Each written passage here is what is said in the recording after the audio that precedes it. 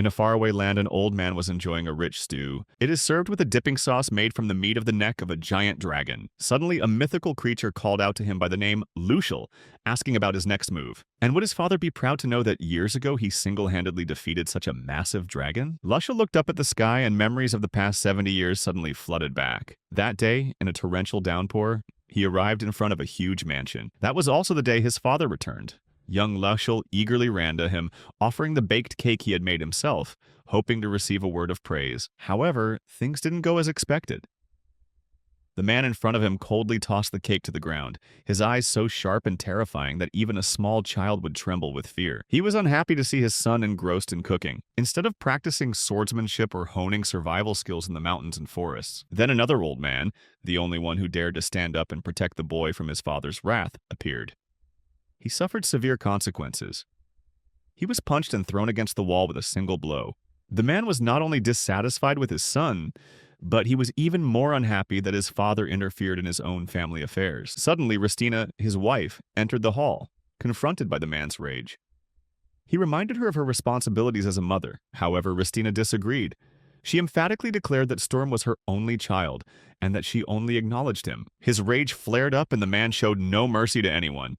He lunged forward, intending to attack Ristina.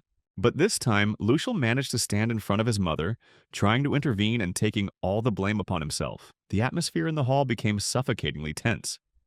Then, in a low, dangerous voice, the man looked directly at Lucial and ordered him to go to the training grounds to hone his swordsmanship. That man was none other than Yaram Hao, the world's strongest swordsman, the one who holds the title of Sword Saint.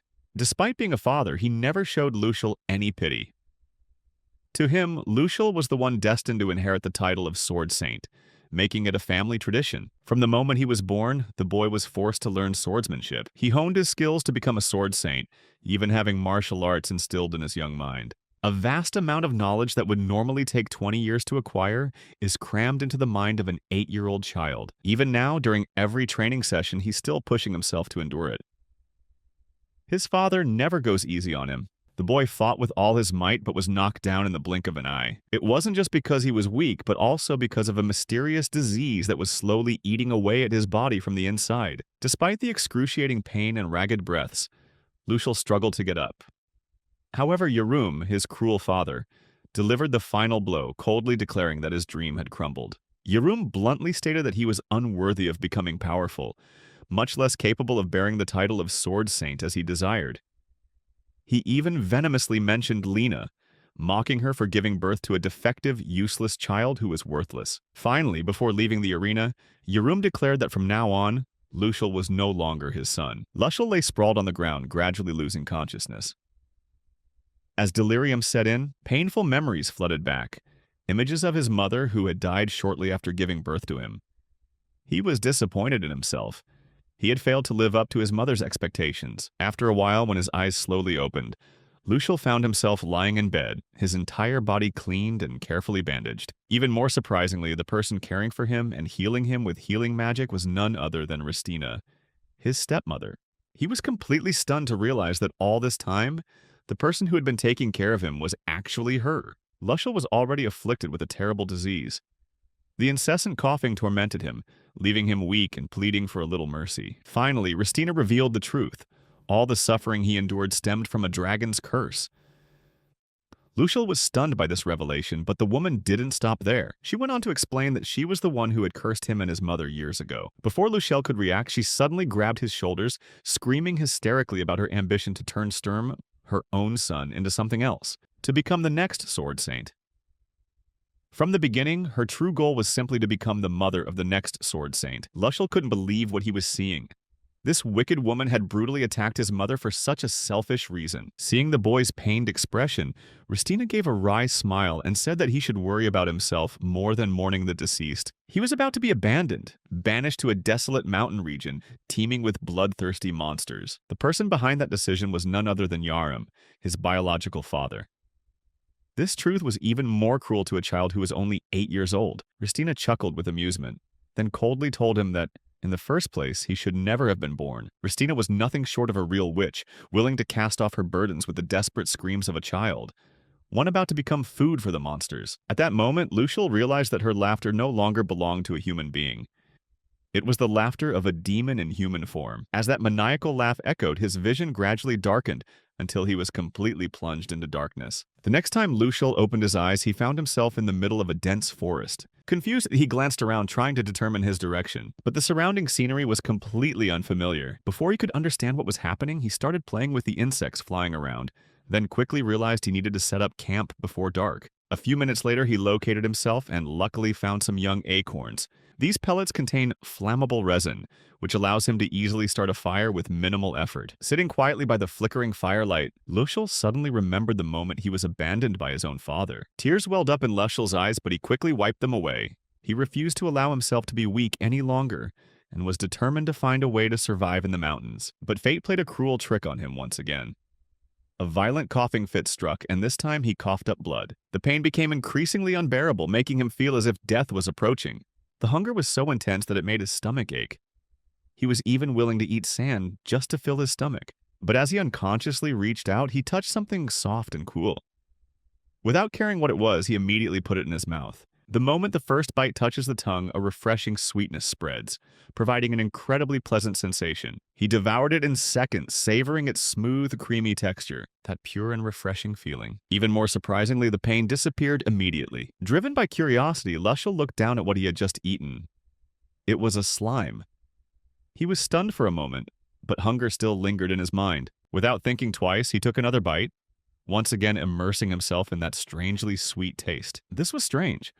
Lucial had never been taught that slime was edible. To verify if it was truly a monster, he attacked it with a broken branch. Shortly afterward, a magic stone fell out, confirming that it was indeed a monster. In essence, the monster's structure consists of a magic stone that acts as its heart, while the outer shell is its body. There are two ways to defeat a monster: shatter its magic stone, or inflict enough damage to completely destroy its outer shell. That's also why he was taught never to eat monsters. However, in practice, Lucial realized that if he only destroyed the outer shell without damaging the magic stone, he could absolutely eat them. Time passed, and the very next day, Lucial had crafted a rudimentary axe by sharpening a stone and securing it to a sturdy branch. Before beginning his mission, he drank water from the nearby river, reassuring himself of his upcoming goal: to hunt down and identify monsters that could help him survive. Lucial quickly captured the slimes, having figured out how to attack them precisely without making their bodies disappear. But that wasn't enough. Determined to catch a bigger prey, he prepared more thoroughly this time. He crafted another weapon by bending a young tree trunk and braiding the bark tightly to make a bowstring. The finished product was just a simple bow, looking like a child's toy, but he still decided to give it a try. The arrows were also easy to make. And when they reached the riverbank, Lucial decided to patiently wait for his prey. After a while of waiting, a herd of deer finally appeared. Without hesitation, he quickly raised his bow. But just before he could shoot, a giant bird swooped down, snatched a fawn, and flew away. Like him, it had been waiting for the herd of deer. Lucial immediately recognized it as a black crow, a large species of crow that not only hunts deer but is also capable of attacking tigers. Not wanting to miss the opportunity, he changed his target, aiming straight at the crow. Surprisingly, the arrow hit its mark. It was then that Lucial revealed the secret. He had poisoned the arrowheads, using a highly toxic herb. The raven was still flying in the air, screaming in agony before plummeting to the ground. Lucial was thrilled that his prey was now within his grasp, but there's still one problem. You need to pick up the meat carefully. He knew how to dismantle the monster, but this time, he had to make sure not to damage the outer shell too much. Otherwise, the crow would disappear completely. In other words, he had to inflict pain on the crow while it was still alive in order to get his meal. Although unhappy about it, Lucial gently apologized to the animal before beginning. He used a rope to tie shut its desperate eyes, trying to soothe the prey's fear. Even so, tears still streamed down his face as he raised his weapon. But Lucial had no other choice. He had to eat if he wanted to survive. Time passed, and he finally obtained the breast meat. At that very moment, the crow vanished, leaving behind only the glittering magic stone. What's lost can't be recovered. So Lucial decided to enjoy the precious piece of meat in front of him. His next step was to check if it was actually edible. Lucial called out to the herd of monstrous deer from before to attract their attention. As they approached, he threw a piece of crow meat down. The deer ate heartily without showing any unusual signs. This reassured him that the meat was safe to eat. He began the preparation, starting with salting with rocks. Then they chopped the meat into small pieces and skewered it onto tree branches. As soon as the baking begins, the aroma wafted up, making him unable to resist drooling. Even though the meat wasn't fully cooked, Lucial pulled out the skewer and took the first bite. He was immediately captivated by its rich flavor. The umami flavor of the meat is truly addictive, and the abundant fat makes it even juicier than chicken. Without a second thought, he continued to devour the food, completely forgetting that he was eating monster flesh. For the first time in a long time, he had a proper meal. He ate until there was no more room in his stomach. But then, a question arose. Why hadn't he had a seizure all day? Suddenly, a voice echoed in his ear, announcing that his night vision ability had been activated. That startled Lushel and filled him with fear, but as soon as he looked ahead, he immediately noticed the difference. Everything was clear despite the pitch-black sky. It was unbelievable that he had suddenly acquired such a skill. Skills are special abilities that improve physical fitness. They can only be acquired through rigorous training or through challenging rituals at church. Sitting on the ground, Lushel tried to figure out how he had acquired this skill. After a moment of thought, he suddenly realized, could it be because of the monsters he had eaten? This is a plausible possibility. Books have mentioned that there are herbs that help boost physical strength, so dragon or monster meat could also offer special effects in addition to its nutritional value. For the first time, Lushel felt he had something to hold on to. If used well, this skill would help him survive in this harsh forest, and perhaps one day earn his father's recognition. Looking up at the crescent moon hanging in the sky, Lushel How Tristan decides to begin a journey of studying monsters and surviving in the mountains and forests. Day after day, Lushel built a shelter on a giant tree. Today marks exactly 1 year since he was left behind on this mountain. His shelter was built with the help of a species of woodpecker bat, making it safer due to their distinctive scent. Over the past year, Lushel had become accustomed to life in the mountains. Thanks to the hunting skills and tools he had acquired, his life had improved considerably. The seizures also occurred less frequently, and he promised himself that one day he would conquer the disease. That morning, his breakfast consisted of leftover grilled fish from the previous day, quail eggs, and some wild vegetables. Despite having gone through many hardships, Lushel is now healthy, has enough to eat and wear, and no longer worries about scarcity as before. However, too much of anything is not good. He's starting to get tired of grilled meat. A wish crossed his mind. If only he had a pot, he could stew or boil his food instead of always grilling everything. Using his skills, Lushel tried to make clay pots and pans many times, but all his attempts failed. Either the heat-resistant leaves weren't thick enough to form an insulating layer, or the clay cracked after firing. As a result, he had to settle for grilled meat as usual that day. Suddenly, Lushel's gaze settled on an iron ant. This monster, rated E by explorers, is the size of a large dog, and is a very difficult opponent to kill. Lushel's instincts told him this was just a scout, meaning the entire pack was preparing to move nests. If they build their nests near this area, your survival will be in danger. Assessing the situation, Lushel drew his weapon and leaped from his shelter, determined to deal with it before it was too late. Confident in his abilities, he taunted the monster. However, as soon as the iron ant lunged forward, Lushel switched to a tactic of luring it to a specific location. Being summoned and then lured away irritated the monster. But for Lushel, this wasn't too difficult. Over the past year, he has trained his body through daily chases, becoming stronger and more agile. Furthermore, the herbs in the forest have also helped to enhance his physical abilities. However, while he was still thinking about those things, he lost his focus and tripped right in front of the monster. The iron ant didn't miss its chance. It leaped up and attacked him with a lightning-fast pounce. Death seemed imminent, but at the last moment, Lushel cleverly used a rope to dodge the attack. Initially, Lushel didn't intend to use the rope to save himself, but rather to trap the monster. He successfully lured it to the net and bound it tightly inside. This net is made from forest spider silk. The monster is rated D. His next step was to make a cut in the hard shell of the iron ant so he could separate it for use. He used a thick knife with a blade made from the teeth of the rat monster Nipper. Although he still felt guilty about killing a living creature, but for the sake of survival, he continued his mission. After a while of struggling, Lushel managed to pry off a piece of the hard shell. Large and sturdy enough to be used as a cooking pot, after gathering everything necessary, he decided to finish off the monster quickly. With a single decisive blow, the magic stone appeared. Before leaving, he thanked it for its contribution. Approaching the testing site, Lushel poured water into a pot and brought it to a boil. Each bubble that rose to the surface made his eyes light up with joy. Finally, when he saw that the water wasn't leaking, he shouted excitedly. He had successfully created a super durable pot. His eyes sparkled at the thought of all the delicious dishes he could prepare. Thanks to his new pot, Luchel was able to cook in a completely different way. For lunch that day, he decided to make braised young wild boar. According to the information he had, this was a Class E monster, the juvenile stage of a Class B giant monster. Typically, they move in groups alongside the adults, but thanks to the submerged net trap he had prepared beforehand, he caught a lone bird. After marinating the meat, Luchel proceeded to chop it into small cubes. Next, he blanched the meat in boiling water for a few minutes to remove any unpleasant odor. After completing all the steps, the braised wild boar dish was finally finished. The dish looked incredibly appetizing, and as always, from the very first bite, he experienced an indescribably wonderful flavor. With just one bite, the sweet, juicy meat juices spread throughout your mouth. It tasted infinitely better than the burnt, charred grilled meat he'd eaten before. And so before long, the gluttonous boy devoured the entire pot of stew. Even in that moment of satisfaction, he was still thinking about finding fish sauce and sake to make the dish even tastier. Luchel was enjoying the best part of his life, especially since today had gone so smoothly. He spent the whole day immersed in studying herbs and carving shapes from monster materials. Everything was perfect. Life in the mountains was truly becoming more and more fulfilling. But upon returning to his cave, a surprise awaited him. As soon as he arrived, Luchel's eyes widened in astonishment. Your lair has been torn apart right in the middle. Upon closer inspection, all the food supplies that had been stockpiled for a year had disappeared.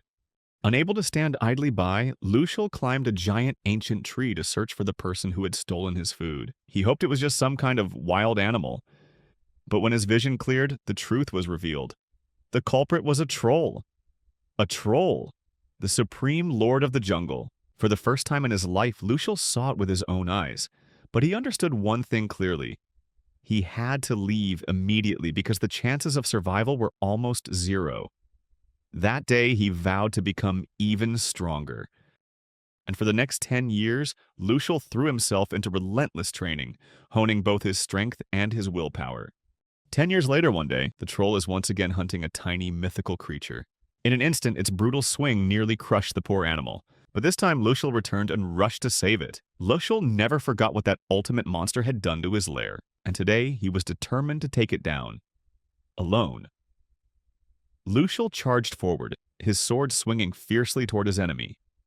But the troll, with overwhelming strength, immediately raised its massive rock to block the blow. Then, right after, it counterattacked, a ferocious swing carrying the might of the Lord of the Jungle. But Luchel was no ordinary opponent. In an instant, he changed tactics and unleashed a flame shot. The flames shot straight towards the troll, aiming directly at its eyes.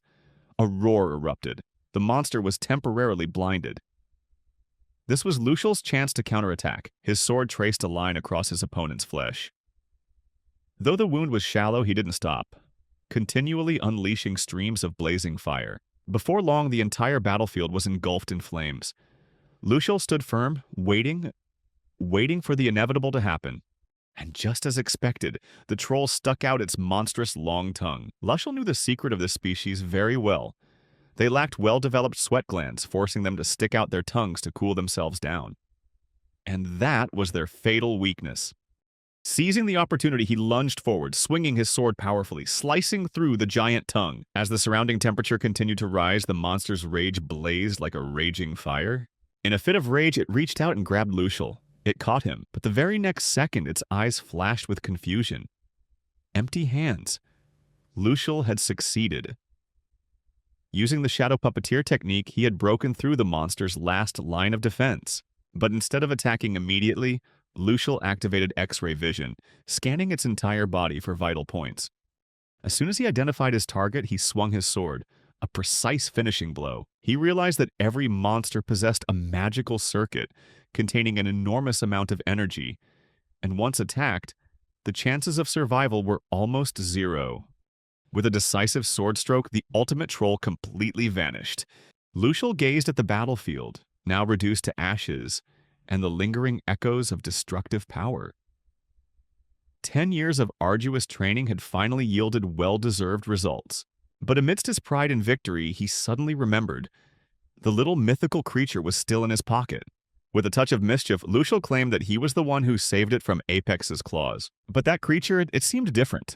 When Luchel inquired, the truth was revealed. It was hungry. After thinking for a while about what to feed it, Luchel's eyes suddenly fell on the troll's tongue. Despite the gruesome appearance, Lucial grilled and prepared the enormous tongue, slicing it into thick pieces and not hesitating to try a bite.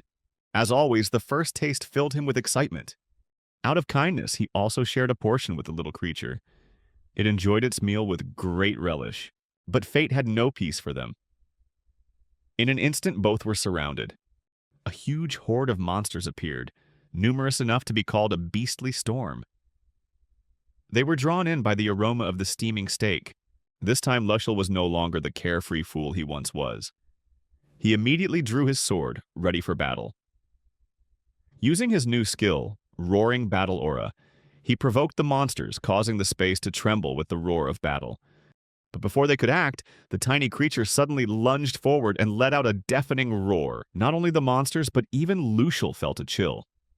Could this tiny creature also wield the Roaring Battle Aura? But that wasn't the scariest thing. Immediately afterward, the tiny creature lunged straight into the pack of monsters. Each movement was like an invisible slash, taking down hordes of enemies in the blink of an eye. It turns out that the Roaring War Aura not only threatens the enemy, but also paralyzes them, freezing them in place precisely when needed. In the blink of an eye, the creature had wiped out the entire horde of monsters. Lucial looked around at the pile of corpses, his heart filled with gratitude. He bowed his head, thanking the tiny creature for becoming his savior. At that moment, the creature began to walk. Lucial followed out of curiosity, and the two entered a ruined area, the clear evidence of a fierce battle between two gigantic monsters. From the rubble, the creature picked up a magic stone and gave it to Lucial. Its eyes showed a hint of sadness as it recounted its orphaned past. Its parents had perished in a battle with a giant troll. Those words struck the deepest corner of Lucial's heart. Painful memories flooded back, bringing to light his past filled with loss. Despite being stronger after 10 years of training, the gap between him and his great father remained insurmountable. Lost in thought, Lucial suddenly felt a warmth. A creature with a small body was trying to comfort him. The feeling made Lucial smile. He placed his hand on its head and decided to name it Alma. It was an ancient word, meaning heroic. Hearing this, Alma laughed. Her eyes lit up with delight, as if she loved the name very much. But in that moment of peace, a gigantic shadow swept across the sky. Lucial looked up, and his heart suddenly pounded. A dragon! Those dragons only appear a few times a year, but even a fleeting glimpse of them is enough to send trolls into a panic, hiding in their burrows. That time, as Lucial gazed at the colossal monster in the sky, a daring thought flashed through his mind. If I could kill a dragon, perhaps my father would acknowledge me. With that determination, he clenched his fists, his sharp gaze fixed on the sky. He would hunt that dragon. And so the two friends silently stepped into the night of the forest. 60 years had passed. It took Lucial that long to gather enough confidence to face the dragon. But this time, Alma, his longtime companion, was worried. Lucial laughed, teasingly asking if he was getting old. In fact, Alma was worried about Lucial. Age had left its mark on his face, the wrinkles and calluses of time. But even as he grew older, he still cherished the youthful face he once had in his memories. However, now, the most important thing was the life-or-death battle ahead. They were ready. As the dragon charged, Lucial reminded them that female dragons were so hot they could melt rock. And then, the final battle broke out. Only they faced the ultimate evil dragon, a colossal, terrifying monster. The dragon struck first, spewing out a blazing stream of fire that incinerated everything in its path. Just as they had predicted. Alma immediately counterattacked, unleashing a powerful beam of light to stop the flames. In that blinding light, Lucial lunged forward, wielding his legendary dragon killer sword, launching the first attack. But the demonic dragon quickly dodged. Seizing the opportunity, it swung its enormous tail to attack the old man. Somehow, Lucial blocked the attack, but that very moment opened the way for the dragon to deliver a fatal blow with its sharp claws. Lucial had been waiting for this moment. He signaled to Alma. Immediately, Alma acted, using magic to freeze the dragon's movements. Lucial didn't miss the opportunity. He swung his dragon killer, repeatedly slashing at various parts of the monster's body. However, the dragon remained unwavering. It opened its demonic eyes, unleashing a cursed power that completely paralyzed Lucial's body. Alma realized the danger. Without hesitation, he rushed forward to protect his comrades. He successfully rescued Lucial, but his face was flushed red because of his reckless act. Lucial thanked Alma for her help in the battle. He knew perfectly well that if his father had been here, this evil dragon wouldn't have survived this long. Once again, he plunged into battle, his mind filled only with his father's extraordinary strength. But then the last memory echoed, those harsh words, "a flawed wretch." He fell into thought again, and that was the opportunity the dragon had been waiting for. It immediately spewed out another stream of deadly fire. Lucial still considered himself a defective product. It took him 60 years to defeat a dragon, but little did he know that he had survived the inferno thanks to his heat resistance. For the first time in the battle, the dragon began to tremble. Alma realized it was trying to escape. But Lucial had no way of letting the monster get away. Although he had never reached his father's level for the past 60 years, childhood, adulthood, and old age, he had poured his entire life into waiting for this moment. Thinking this, he gathered all his strength and swung the final blow. This time, it was enough to finish off the monster. The evil dragon finally fell, blood gushing from its mouth, confirming that they had defeated the ultimate dragon. As usual, Lucial approached to dissect the dragon. First, he bowed his head in gratitude to the monster for bestowing upon him this precious piece of meat. Then they began to slice it. Each piece of meat was revealed, a perfect display of beauty with the softest, smoothest texture. On the way back, Alma couldn't hide her excitement, her mouth watering as she imagined the grand party that awaited her. Conversely, Lucial considered opting for a lighter meal. After all, old age had diminished his interest in heavy dishes. His nest at that time was made of intertwined ancient tree roots, forming a space that he had meticulously cultivated over the past 70 years. To survive, he underwent countless experiments, adjustments, and studies. He stockpiled everything he needed: grain, vegetables, vinegar, eastern spices, sugar, salt, sauces, herbs, and countless secret flavorings. He acquired all that knowledge by eating the flesh of mythical beasts, each meal a moment of enlightenment. Now it's time to prepare the dragon feast. Lucial gently glided the knife across each piece of meat, revealing its tenderness and glistening sheen. While making it, he decided on a special dish for Alma and a portion for himself. After a few minor setbacks, the grand feast was finally completed. And this time, the main course is Dragonfire Shabu, a spectacular version of shabu shabu made with dragon meat. However, Alma wasn't very interested, as he preferred steak. But anyway, Lucial dipped the piece of meat into the sauce and took a bite. And at that very moment, heaven opened in his mouth. Seeing Alma's delighted expression, Lucial simply smiled and explained, "It's thanks to a special sauce made from vinegar, mirin, soy sauce, and a touch of citrus juice. A perfect recipe called ponzu, a perfect match for shabu shabu." Lucial continued to savor the meal, and Alma quickly joined in. The first bite had already captivated him, and they had a whole pile of meat before them. So they ate and ate until they couldn't fit another bite in. After a short break, Alma suddenly asked Lucial what his next step was. Did he plan to see his father again? Deep down, Lucial knew that his father had probably passed away, for human life is inherently limited. As for Alma, he worried that once Lucial left, he would be alone again. Therefore, Lucial decided to continue living in this place. Suddenly, the atmosphere changed. They were still enjoying the moment, but then everything began to glow. Their bodies burst into flames. Something is changing? This suggests as though Lucial's curse has been lifted. Alma suddenly transformed back into her former youthful form. As expected, the same thing happened to Lucial. He reverted to the childish appearance of an 8-year-old. Both were stunned. This was undoubtedly the effect of the ultimate dragon meat they had just eaten.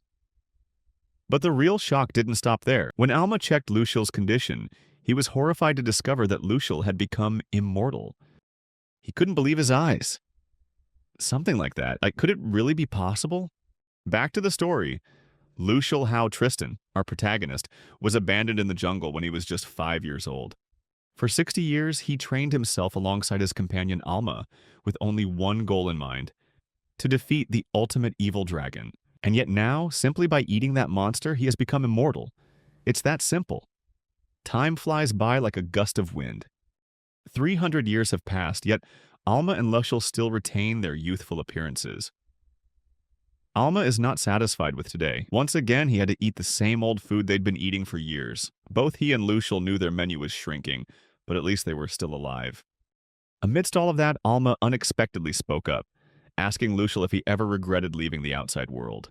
Alma wanted to explore the world, But Luciel, though possessing the body of a child, had the mind of an adult, was perfectly fine with life for him. Nevertheless, the boy hurried away, making up an excuse that he was going to pick fruit. But on the way back, each step gradually pulled him back to reality. He told himself it would be a lie to say he had never regretted the outside world. For 300 years isolated among these mountains, he began to wonder, does another world truly exist beyond this dense forest? At that moment, a chill ran down his spine. Something appeared. When he turned around, a group of people were in the woods. After so many years, he saw living people for the first time. Initially, he was confused, but when he realized one of them was dying, he gradually calmed down. The woman was on the verge of death, and Luciel wondered, should he save this stranger's life? Ignoring any hesitation, his human instincts kicked in, making it impossible for him to ignore the situation. Conversely, the other three were astonished to see a child appear in the middle of this wilderness. Luciel spoke, but his voice was ancient. This left them stunned into silence. They didn't fully understand what he was saying, but Luciel ignored that and started rummaging through his bag. Shortly afterward, he pulled out a bottle of medicine and offered to treat the injured man. The girl in the group hesitated a little, but to prove the medicine wasn't poisonous, Luciel tried it herself first. The most handsome man in the group observed for a moment, then agreed to give it a try. Without hesitation, he took the bottle of medicine and gave it to the patient to drink. Before long, the patient's condition gradually stabilized. Luciel then provided shelter for the group, guiding them to his treehouse. None of them could believe their eyes, such luxury in such a remote place. Alma was also bewildered by the situation. The girl in the group, seeing that the patient had recovered a little magical energy, immediately prepared to use healing magic. Realizing she needed more magical power, Luciel gave her something that helped her regain her energy. The girl, without a moment's hesitation, devoured the food, and her condition began to change immediately. She began to experience a strange sensation, but in an instant, her expression changed completely.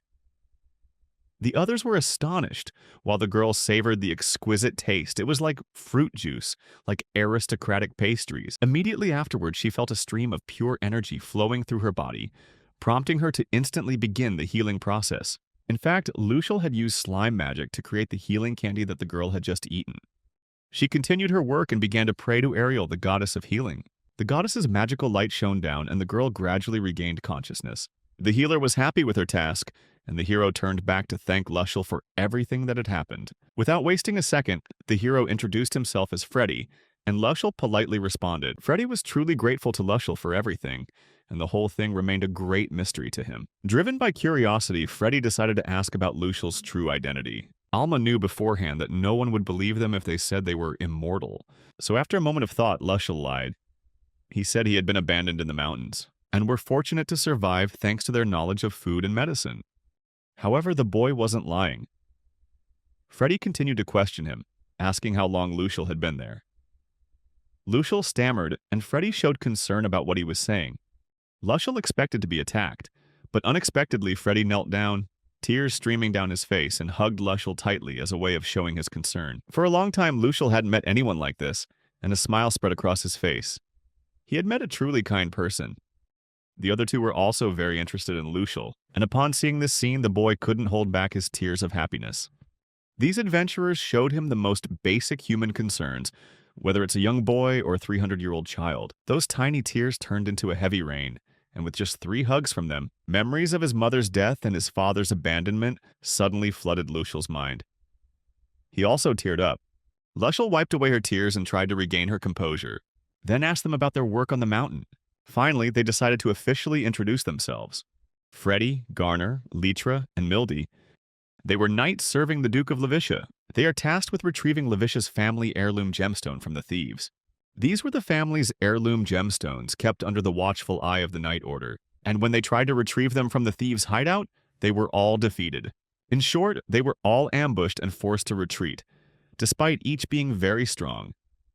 This shows that the thieves truly had seasoned warriors. The group planned to attack again, but once more, Luciel offered help. Freddy, however, refused, asking to handle the problem himself. Luciel did not object and agreed immediately. They all rested for a while and were offered drinks by the host for the night.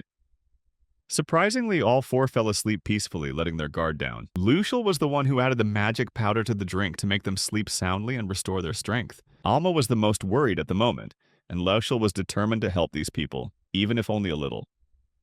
So he asked Alma to stay and help them recover. Meanwhile, I leaped into the dark sky, beginning my mission. Upon reaching the altitude, Lochel could see the roads and wondered how much the population had spread over the past 300 years so that he could ambush them. No one knew that Lucial had used his presence-sensing ability and quickly identified the thieves' medicinal herbs who were sharpening their knives. The boy knew perfectly well that they wouldn't be staying in this spot all night, given the existence of the magical beast. Without hesitation, Lucial immediately headed towards their lair, leaving his friends surprised by his presence. This was not a good sign, but Lucial paid no heed to his presence and immediately warned the thieves not to harm the adventurers. He continued to mock them and told them to go home, but the thieves looked at him in astonishment. They couldn't hold back their laughter and eventually burst into uncontrollable fits of laughter. At first, Lucial waited, but then he lunged towards them, unleashing a swift blow that was invisible to the average person. All the thieves fell to the ground at once, and they realized that their attacker wasn't a child. It took them a while to regain their composure. However, Lucial warned them to forget everything they had experienced there. He was fed up and decided to use 1% of his magic to show them what they would face if they spoke about it again. The thieves were terrified to the core and immediately decided to flee the scene without a second thought.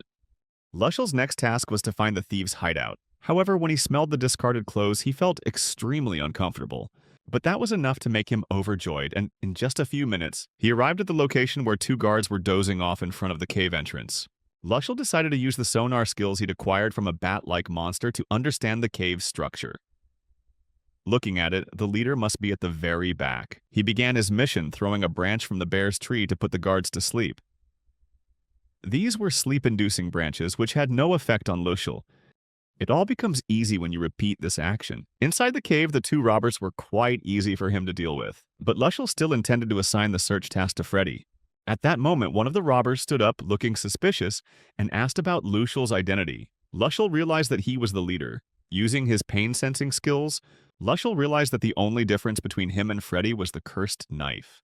The leader attacked first with his sword, but as expected, Lucial easily dodged it. The attacks continued from him, and Lucial continued to dodge. However, the blows from the leader made it clear why Freddy had lost. In the midst of the battle, Lucial disappeared, much to the robber's astonishment, and immediately attacked him with a punch. The scene returns to Lucial's hideout, where the adventurers have just awoke from a deep sleep. Lucial was in the kitchen preparing breakfast for them. Freddy also felt that he had fallen into a deep sleep, but even so, Lucial did not reveal his actions.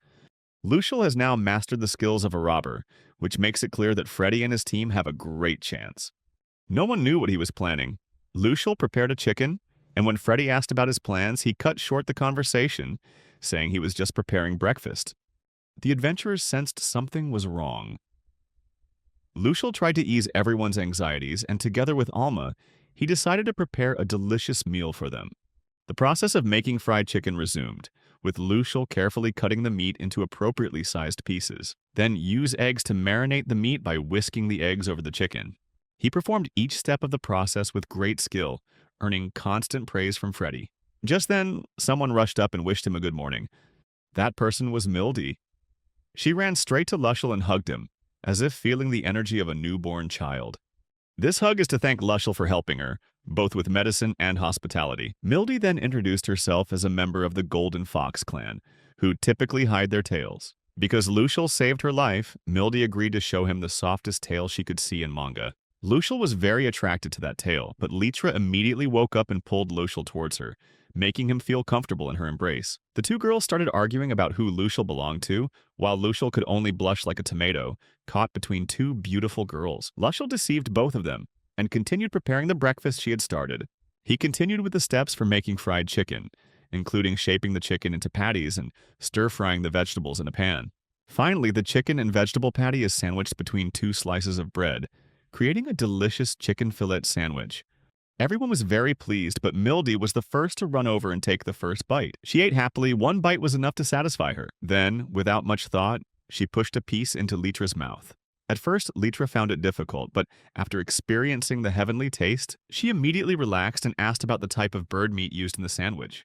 Lucial was unwilling to reveal the name of the bird, but Mildy enthusiastically helped him answer that question.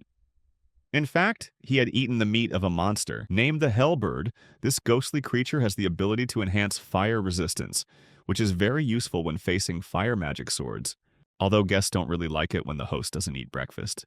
But Mildy pulled Lucial aside while giving him the sandwich. Even though Lucial had tried this dish thousands of times, each time he ate it, it brought him a new experience. This feeling became even more pronounced when he took the first bite, and he felt like he was in heaven. The guests were waiting for praise, and Lucial didn't disappoint, his eyes welling up with tears as he said the food was truly delicious. Those tears weren't because the sandwich was delicious, but because of the happiness of finally being able to share a meal with everyone after so long. Breakfast was over, and the adventurers prepared to set off on their mission, thanking Lucial for everything he had done for them. This sense of peace was quickly shattered when the girls came to say goodbye to Lucial, whom they considered a dear friend. The group leader felt perplexed, as Lucial knew they wouldn't be able to take a child like him along on this difficult mission. However, each person in the group thanked him in turn. Leitra hugged him, Garner thanked him for the food, and Freddie took the time to thank him for everything he had done, and said that if they met again, Freddie would introduce Lucial to his lord as a great benefactor of Knight Lativia. Lucial arranged everything, then saw them off with best wishes. However, he wasn't really happy to see them off because all of these people were wonderful individuals, those whom Lucial did not want to see die. The scene shifts, and the adventurous knights have arrived at the bandits' hideout. Here there was a lack of camp, and no thick bushes like they had encountered when approaching the area. Suddenly, Lucial appeared there, hidden beneath a fur cloak. He was the one who had orchestrated the entire ambush. He was wearing a gecko skin, a magical item that could camouflage and conceal the user's presence. Freddie asked the team members if they were ready for the mission, and they all agreed. Freddie then asked Litra to use her magic, and she summons the sleeping serpent, a nocturnal serpent species, which puts the enemy into a deep sleep. The first attack was successful, and the group immediately launched an assault. However, surprisingly, the surrounding area was very quiet, with no noise at all. Mildy sensed something was amiss and immediately called his captain. In fact, all the robbers were still fast asleep in their beds.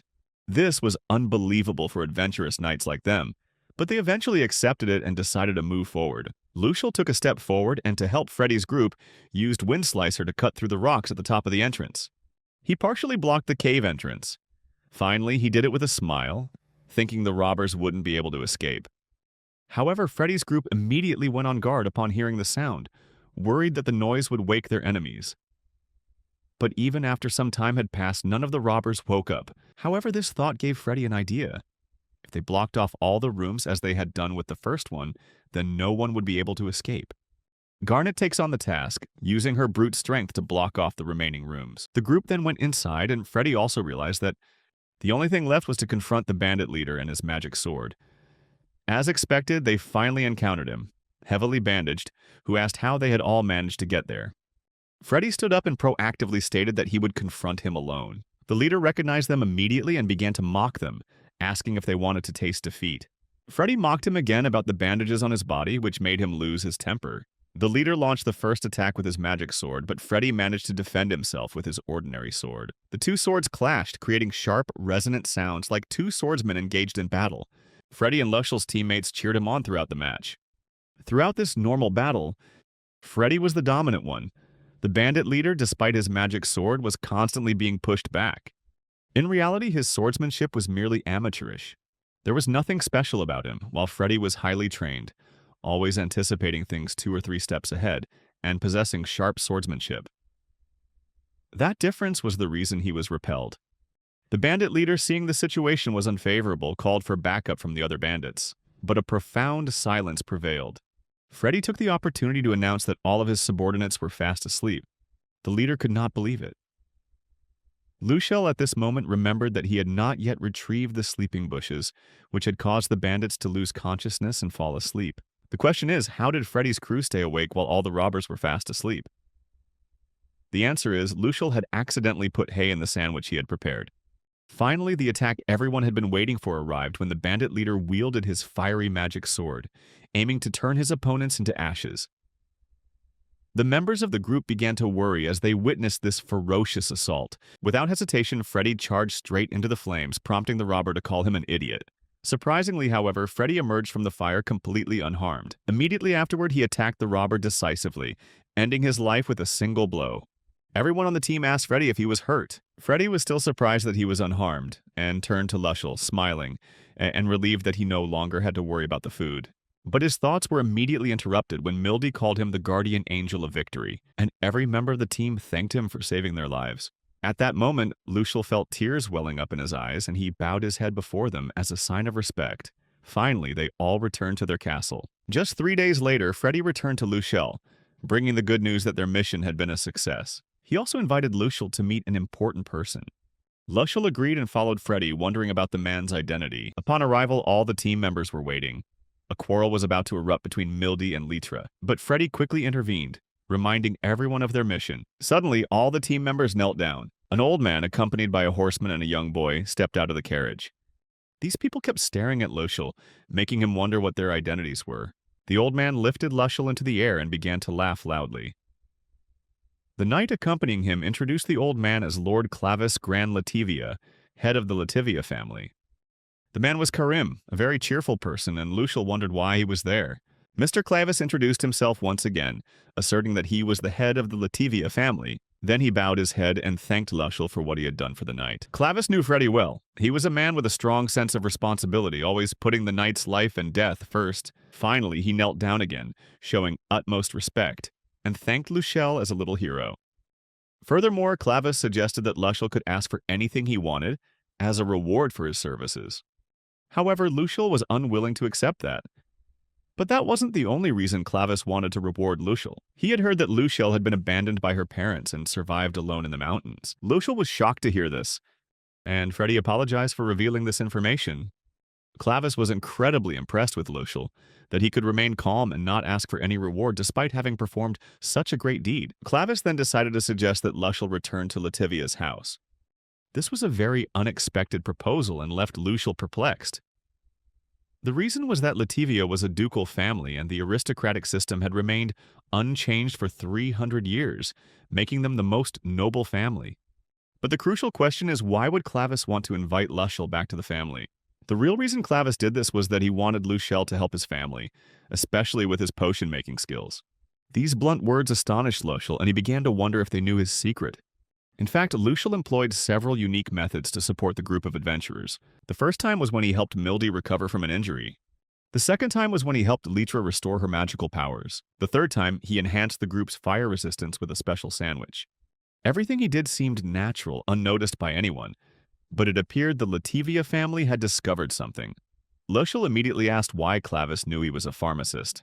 At this point, Karim Lativia was the one who spoke up to explain. He recounted that when analyzing the candy Luciel gave to the knights using magical appraisal, he discovered it had the effect of relieving pain and healing minor wounds simultaneously. This was extremely rare. When the royal pharmacists of the Lativia family consulted ancient medical texts, they found no records of such formulas. Furthermore, thanks to that special sandwich, all of the Knights of Lativia gained fire resistance. This led them to suspect that all the medicines Luciel gave to the knights were rare pharmaceuticals, proving that he possessed exceptional medical knowledge. With 300 years of experience, Luciel quickly realized that Karim was being very cautious when speaking. He understood that if necessary, they could turn against him and use force to control him, but that's precisely what makes Clavis different. All signs now pointed to Luciel trusting them, so he asked everyone to wait a little while. After a while, Luciel returned, carrying a slime. He placed the slime on the floor and told them to focus on a little magic trick.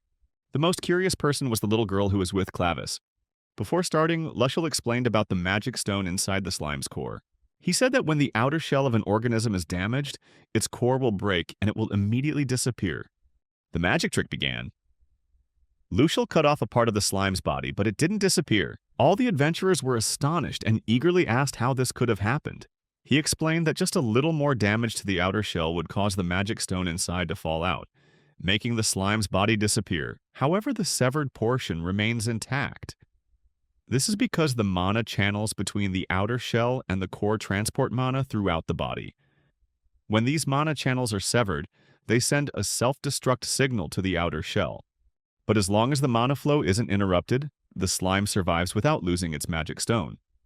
The detached shell also remains intact. Clavis suddenly realized that this was how the other parts of the slime could be separated without it disappearing. The adventurers began to shudder as they understood the truth. At that moment, Luciel revealed that the candy they were eating was actually made of slime. Seeing everyone getting even more frightened, he immediately ate a piece in front of them to prove there was nothing to be afraid of. At this point, Clavis stepped forward, praising Luciel for his extraordinary knowledge. Lushel discovered something previously unknown to the world, astonishing everyone, but no one could blame him. Despite his exceptional intelligence, Lushel was still just a child. He wondered if things might have been different if his father had ever praised him even once. The atmosphere became emotional. It seemed everyone was in tears, from the adventurers to the entire Clavis family. Lushel apologized for keeping all these secrets, but Clavis reassured him, revealing that he and Kareem already knew his candy was made of slime. Everyone was astonished to hear that. Clavis went on to explain that the Lativia family had a tradition of academic research. He himself was also a researcher on monster ecology, in addition to his responsibilities as head of the family. However, Clavis still had a question, because the power Lushel gave the group couldn't possibly come solely from slime. Lushel knew there was no need to hide it anymore, so he frankly revealed that the secret lay in the meat of the Hellfire bird.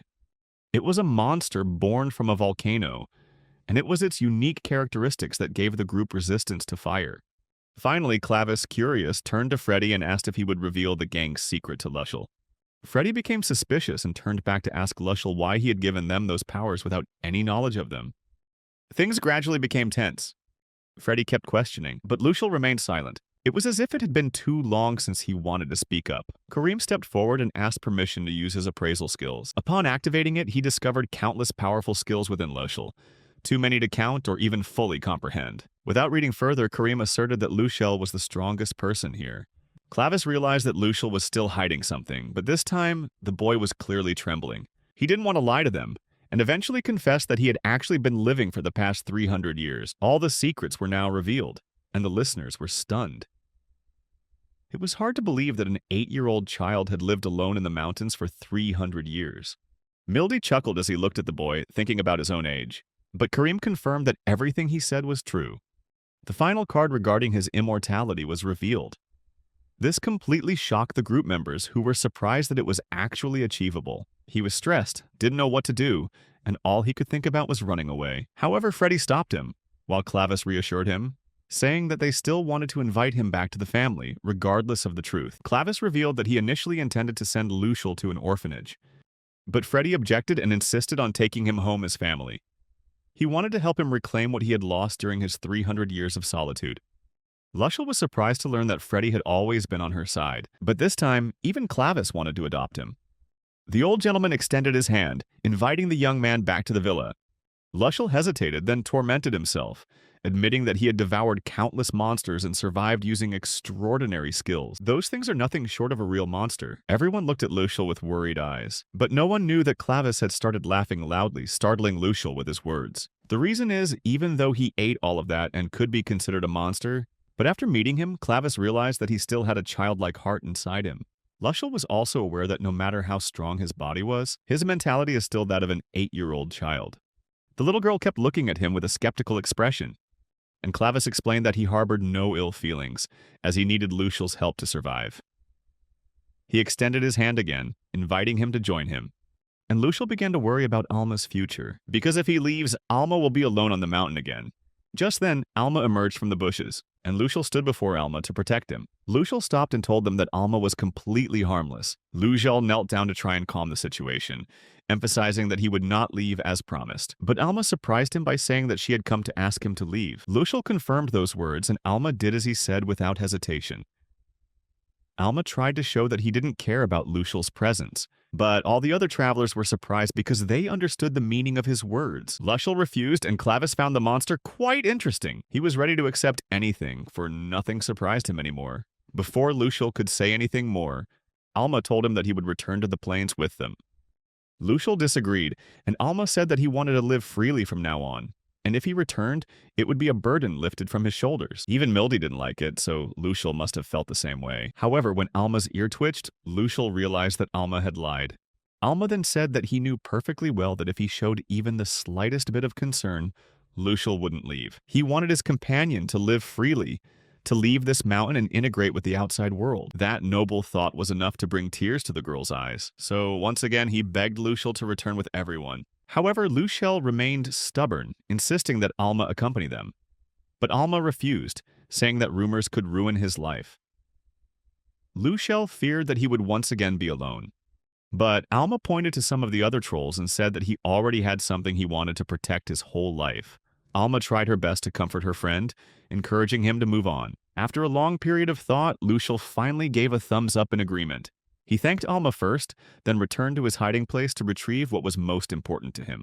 When he returned to the group, he expressed his agreement to go with them. Finally, the shy little girl introduced herself as Layla Lativia. To confirm this, Lucial also introduced himself as one of the Tristans, saying that he was being cared for by them. Everyone was completely stunned by that statement. When they realized that Lucial was actually one of the Tristans, everyone was astonished. Freddie worried that his master would abandon him again. However, Clavis reassured him that it wouldn't happen. Another reason is that Lucial himself was once a victim of cruelty from his own father. Finally, Clavis invited Lucial into his caravan because he wanted to tell him about the 300 years he had survived. As the convoy rolled along, the story began. It goes back about 300 years. When a minor conflict between nations erupts, it ignites a war that spreads like wildfire. The story continues as that conflict gradually escalates into a catastrophic global war. The war involved humans, beastmen, elves, dwarves, and even demi-humans. A chaotic dance between the races lasted for 30 years. In the endless whirlwind of war, people gradually became exhausted, wounded, and defeated, their numbers dwindling year after year. The demons have launched attacks against humanity. Their presence permeated the world, weaving chaos and confusion among humankind for generations. That all-out war gave the impression that the demons had been waiting for this opportunity all along. In short, humanity's wars are orchestrated by demons. That tiny spark initially set ablaze a series of nations, as if it were a pre-planned scheme. But when the truth was revealed, humanity began to unite and fight against the demons. At that point, the demons' power gradually became ineffective. Lucial was uninterested in anything else, only in asking about the Tristan family, whether they had perished in that war. The truth is, the Holy Swordsman possesses power comparable to that of demons, and that is humanity's only hope. At that moment, Lucial realized that his father might be dead, and if so, the person who could help him must be his older brother. Clavis looked extremely disappointed, but continued telling his story. No matter how powerful a holy swordsman may be, a lone hero cannot change fate. And so, as the days went by, humanity was gradually pushed back by the overwhelming power of the demons. Finally, in the depths of despair, the situation worsened. Because humanity's only hope, the holy swordsman betrayed his allegiance and sided with the demon race. Those words sent a chill down Lucial's spine, making him tremble all over. The battle continued, and things only got worse. Following the holy swordsman, many others began to desert, joining the demonic side. Finally, the holy swordsman established a human kingdom within the demon territory, and his followers settled there, calling it the Kingdom of Tristan. Humanity was completely hopeless. But then, something unexpected happened. With the tremendous strength they still possessed, the remaining people rose up and fought. In an instant, the tide turned. As a result, the demons were driven back to their territory, and the Kingdom of Tristan was sealed within a barrier. Legend says that Tristan's followers continued to enslave humans. Lucial now understood why everyone was so shocked and felt so guilty. Clavis stepped forward and urged him to cast aside his guilt by erasing the name Tristan from his identity. The reason wasn't just emotional, but also because there was a possibility his powers could be exploited by the demon race. Lucial understood that with his power, the demons would certainly do everything in their power to win him over to their side. But he was also certain that if that happened, he would immediately refuse. Rumors spread that the barrier had been broken, and it seemed the demons were planning something else. Not long after, the caravan finally arrived at the Lativia family estate, a huge, glittering mansion. After a long sleep, Lucial woke up on a comfortable bed. Clavis told him he should rest a little. During that time, he left the mansion and set up camp outside, despite living in a magnificent villa. During this time, the hero decided to sacrifice his life if there was any threat to Lativia. Just then, Litra appeared in her maid's uniform, a symbol of the Lativia family. She introduced herself as Litra, his new caregiver. However, Lucial didn't like that very much. Litra then said that his life was now very different from the days he spent in the mountains. She intended to give him the kind of childhood he never had. Things gradually became more peaceful. Litra began searching for a second caregiver, and that was Mildy, who was incredibly intelligent. Mildy offered to help Lucial that evening, but Litra immediately refused. At that moment, they noticed how he set up his tent, and Lucial explained that this was how he drank water every day. He tossed a few beans into the air, then used his wind blade to cut them into fine powder. Then he filtered the essence from the bean powder through a cotton cloth, and what flowed out was a pure morning drink. All three tried it. However, the girls immediately found it too bitter. Although the aroma was very pleasant, after just one sip, they grimaced because of the bitterness. Seeing this, Lucial added more sugar and gave them another try. This time, their reaction was exactly the same as when they tasted other dishes he had made: astonishment and delight. The drink was made from kohi beans, and Litra was stunned to hear that. Kohi seeds are an extremely rare magical herb. Just eating one seed will significantly increase magical power, like precious gems. For Lucial, this was perfectly normal as he drank this type of water every day. As a result, his magical power reached its maximum level. But what hurt the girls even more was when Lucial threw the remaining bean pulp into the garden. Next, he intended to incinerate them with magic. Both girls were speechless, completely at a loss for words. Finally, they frantically told him that these seeds were extremely rare. Lucial didn't think so. He dumped an entire bottomless bag of kohi seeds right in front of them. The two girls were shocked again, while Lucial still didn't realize what terrible thing she had just done. At that moment, they heard Layla's scream for help. They all rushed over immediately. When they arrived, they discovered it was too late. Layla nearly fell, but was fortunately rescued in time by Lord Venson. Immediately afterward, he ordered the maids to act, and they quickly complied. Venson introduced himself as the head butler, then left Layla with Lucial, asking him to look after her during this time. Lucial anxiously inquired about her condition, but at that moment, they heard a loud scream coming from inside the mansion. Everyone was confused and didn't understand what was happening. Layla explained that her mother had suffered from this disease for a long time, and each time it flared up, she endured excruciating pain. Lucial immediately stepped forward and decided to help, right there and then. When they entered Layla's mother's room, the scene that unfolded before them was a group of butlers and maids trying to treat her. Venson requested the use of healing magic, and Litra quickly took on the task. However, her healing methods didn't have much effect. Lucial immediately stepped forward to help Litra, but the magic he used wasn't ordinary healing, but angelic prayer, a high-level form of magic. The lady's pain gradually subsided. Just then, Lucial called Lady Layla in. She leaped out from under the covers and ran straight to her mother without hesitation. Then, unexpectedly, she began performing CPR. Everyone stood frozen, completely stunned. Everyone held their breath, waiting to see what would happen. Suddenly, Layla's mother woke up and recognized her daughter. The whole family was shocked and didn't know what to say. Layla's mother, Sophie, felt guilty for causing everyone so much worry. However, Karim noticed what Layla had actually done. He turned to Lucial and he offered her a slime candy he had prepared. Sophie shuddered at the mention of it, but Lucial went on to explain that this very medicine had helped cure him many years ago. The most shocked person was Clavis, because this was exactly what he had asked Lucial to do. Without beating around the bush, Clavis stated frankly that he genuinely wanted Lucial to treat his wife. He revealed that the family had tried everything to find a cure, but everything was resolved in the blink of an eye. Clavis then offered Lucial anything as a thank you. However, Lucial refused, saying that the slime candy was only a temporary measure to relieve the pain, and that Lady Sophie's illness was not yet completely cured. Clavis was stunned when he heard that.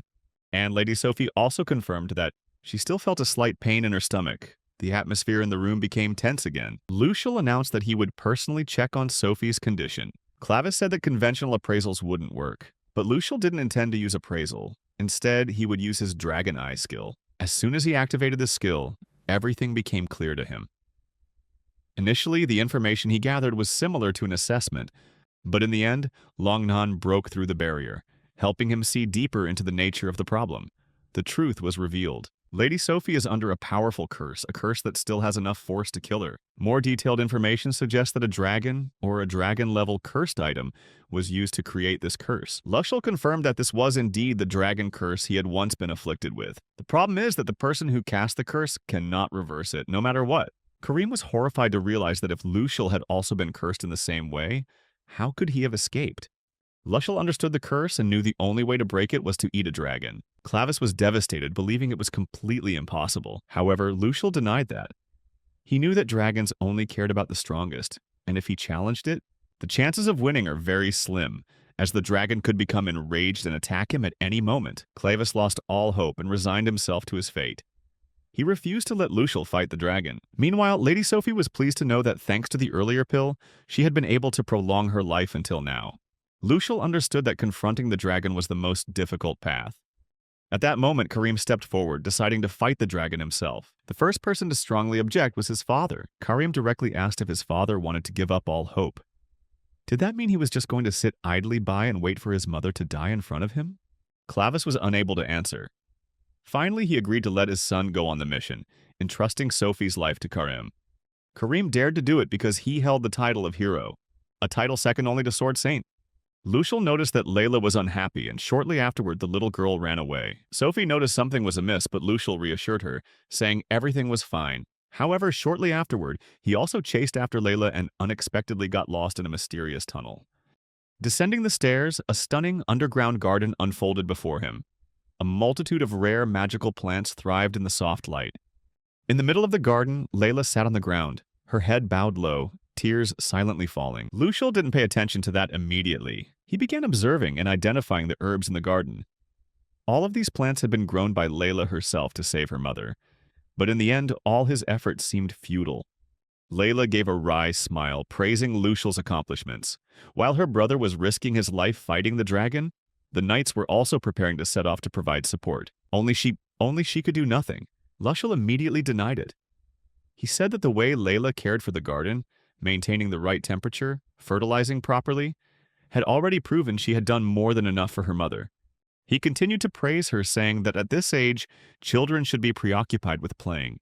However, she personally cultivated a rare plant, lula grass, an extremely valuable magical herb. Lucial gave Layla a sprig of lula grass, telling her to pray for her mother. Layla silently complied, and Lucial assured her that he would help her make her wish come true. That night, he sneaked into the kitchen.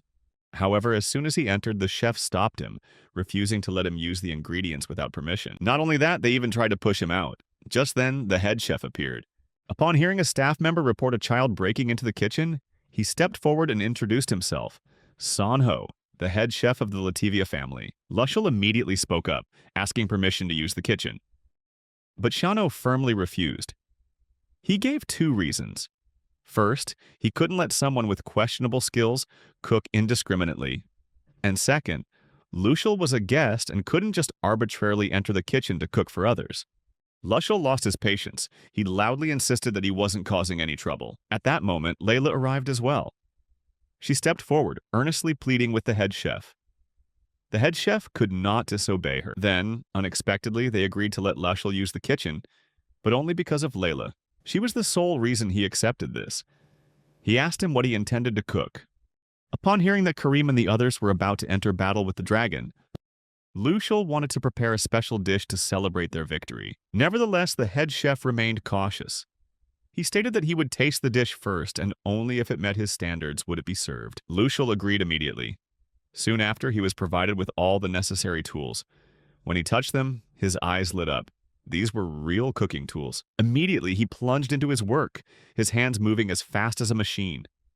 The knife slashed down the cutting board with incredible speed, the sharp sound echoing continuously. Both the staff and the head chef were stunned, curious to know what dish he intended to make with all those ingredients. He began by following the steps, preparing the ingredients, heating the oil, waiting for the aroma to rise, then adding the pre-prepared vegetables. Finally, he added salt, butter, and grated cheese. The dish is complete. The final product, pork, cheese, and beans. It appeared before everyone's eyes so beautiful that no one could believe it had been cooked by a child. As promised, Lucial served the first meal to the head chef. Shano picked up the spoon and took the first bite. Not a trace of expression. The chef didn't stop there. He called a few more employees over to taste it. As soon as the flavor spread across their tongues, their expressions changed instantly. Their astonishment turned into admiration and finally into effusive praise. This dish, it's unbelievably perfect. They wondered what made the flavor so exquisite. The head chef was the first to realize crushed, dried vegetables. Lucial confirmed it. After a long silence, the chef's expression finally changed. He stared at Lucial, then said, "Genius." The entire kitchen was in an uproar. Not only had the chef accepted the dish, but he had also allowed everyone to enjoy it. Lucial chuckled softly. He also offered praise to the chef for the position he held. Pork and beans has been a familiar dish since ancient times, but the war against evil spirits devastated this culture. Amidst the turmoil, countless traditional recipes disappeared. The head chef bowed his head, thanking Lucial for bringing her flavors back to them. Lucial felt a warmth spreading through his heart. He was genuinely happy that he had made this dish. At that moment, Layla stepped forward, her eyes eager to taste it. Initially, the head chef shook his head in refusal, but then agreed, saying that it was a secret between them. Layla was so delighted she couldn't hide her smile. Lushel offered her the meal. Just one bite, and she was instantly captivated by the flavor. The chef knew from the start that this dish would surely please everyone. Lushel later revealed that he would be preparing another dish later in the day. That evening, a party was held at the mansion, marking the farewell to the warriors as they set off for battle. The party began, and Clavis joined in the lively atmosphere. Lushel stepped forward, declaring that he had prepared a dish to guarantee victory and asked everyone to enjoy it. The first dish was pork with cheese and beans, which had been left over from before. Clavis took the first bite and was immediately pleased with its taste. Litra curiously asked if there was anything special about the dish, and the answer was gonkyo beans, a rare type of bean with the ability to boost physical strength. But given Lushel's culinary skills, this was not surprising. Without keeping them waiting any longer, Lushel proceeded to bring out the second dish. Everyone was curious to know what it was. Lushel immediately objected because it was a dangerous thing. However, he didn't mean to say it was poisonous or harmful in any way. Freddy ignored all warnings and nonchalantly tasted it. Everyone in the room was astonished to see that he not only had no problems, he even praised the food as extremely delicious. Freddy immediately demanded an explanation for the dangerous word the chef had mentioned. Others tried the dish and everyone was captivated by its flavor. The party quickly descended into delight. One piece wasn't enough. Everyone continued eating a second piece, then a third, and the cycle continued. In the midst of all this, Kareem suddenly noticed something unusual. He shouted, telling everyone to stop. Lushel calmly revealed the real reason why this dish was so dangerous. It was too delicious. So delicious that once you started, no one could stop. Everyone looked at each other and nodded in unison. No one could stop. And then they all wondered, what exactly was this dish? Finally, Lushel revealed that the mysterious dish was crispy fried dragon butterfly, a giant insect, belonging to the group of the largest insect monsters. Its flesh has a texture similar to fish, but as soon as he said that, he realized nobody was really listening. Everyone continued eating until the plates were empty, and the party officially ended just like that. Scene changes. Lushel is pleased to see everyone enjoying the meal. However, he was surprised to find Freddy still practicing, even though it was late at night. His sword strokes were sharp, but there were still some flaws. Clearly, he was pouring all his determination into this. At that moment, Litra appeared and called Freddy. He couldn't sleep, for fear of being rendered useless in battle. Litra wasn't worried at all. She trusted Lushel's cooking skills, believing they would give them strength, but Freddy remained stubborn. He swore to protect Lord Karim at all costs, even if it meant acting as a human shield. Richel knew perfectly well that this wasn't the right way to do it. Freddy knew he wasn't strong enough. But no matter what, the only way he could help in the battle was by becoming a shield for Karim. Litra couldn't take it anymore. She yelled that Lushel had never cooked in a way that would make someone risk their life. Then she angrily stormed off. Before leaving, she added, Freddy doesn't even realize how many people would suffer if he died. Lushel witnessed it all from behind the wall. Enraged, he nearly destroyed the wall with his own strength. But at that moment, Cletus appeared from behind, stopping him. Lushel was worried. He feared that his own dish had caused this argument, but Clavis denied this. He said that Freddy had such a strong sense of responsibility that he disregarded his own life. Clavis knew perfectly well Freddy felt pressure from him, and not wanting to see him walk down a path to his death, Clavis reassured Lushel, assuring him that everything would be all right. All the knights were ready to set off. Clavis stood at the forefront, assuming the commanding position, and declared loudly, "They will fight the dragon." He then went on to motivate them, emphasizing their courage and loyalty before the upcoming battle. Freddy stepped forward, kneel before Clavis. Clavis gave him the holy sword Flameton. Everyone was astonished, but Freddy accepted the honor.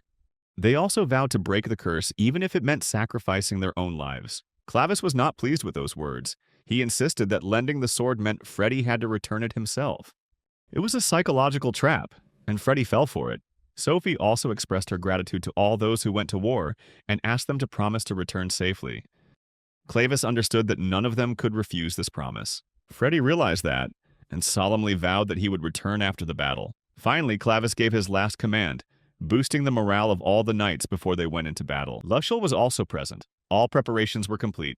Karim ordered everyone to head towards Longshan, where the dragon was waiting. After a long journey, they finally arrived at Longsun.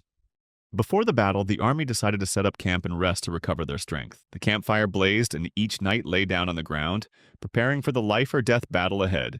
Karim remained pensive about his sister, the person who gave him medicine to fight, along with a lulala leaf as a lucky charm. The night passed. The next morning, Freddy opened the map that Lushel had prepared. Following the instructions, they opened it right up on the mountain. At that moment, a figure suddenly appeared.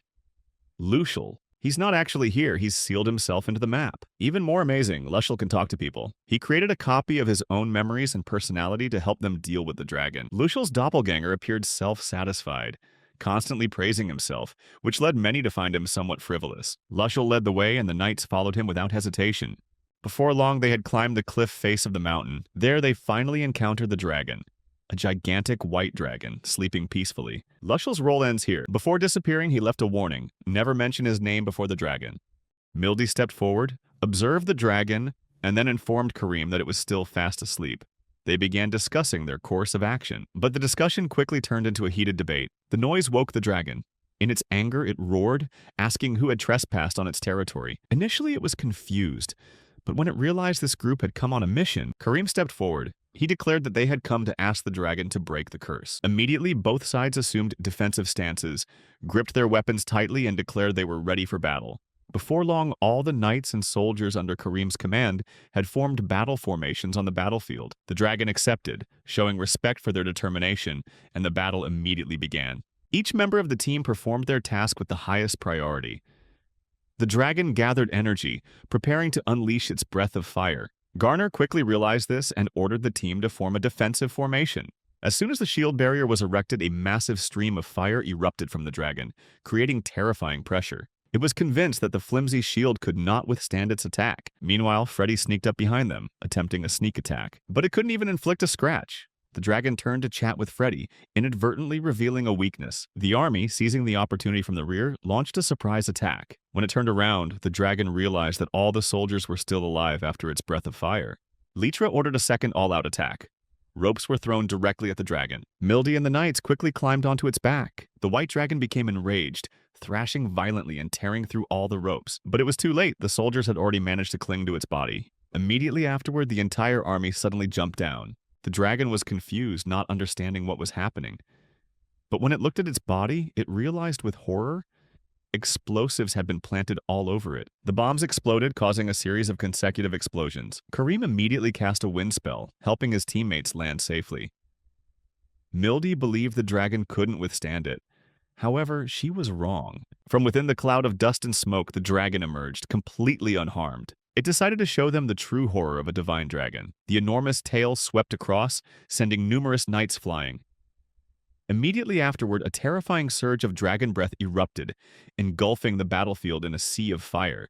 Litra tried to hold on, using one of Lushel's skills to defend herself. The dragon was truly impressed by their resilience. Still standing firm despite enduring countless dragon breath attacks, it seemed to be getting more serious, starting to send knights flying in all directions. Litra was also caught in the attack. Just as she was about to fall, Freddy rushed forward and caught her midair. He understood perfectly well that they still needed Litra for their magical defense.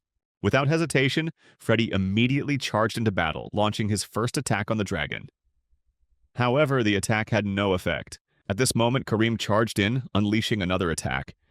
This time, the dragon finally suffered some damage. The dragon's deafening roar proved the attack had been effective. They needed someone to create a distraction so they could find an opportunity to attack. Freddy didn't hesitate and immediately volunteered to be the decoy. Meanwhile, Karim began praying for increased strength. Freddy was determined to keep hacking at the dragon until he was completely exhausted. But that wasn't a good strategy because the dragon quickly counterattacked, sweeping its enormous tail straight at him. Freddy and the dragon were too close, and the dragon was gathering energy to unleash another dragon breath attack. At that very moment, a sharp blade of wind shot forth, striking the dragon's head directly from the left. This proves that the hero has completed his pact with the element of wind.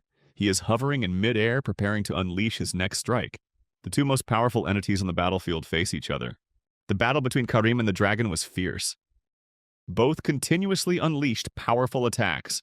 Karim poured all his strength into each slash, determined to defeat the monster. The dragon, undeterred, unleashed its dragon's breath to finish off its enemy, but the hero swiftly dodged with keen instincts.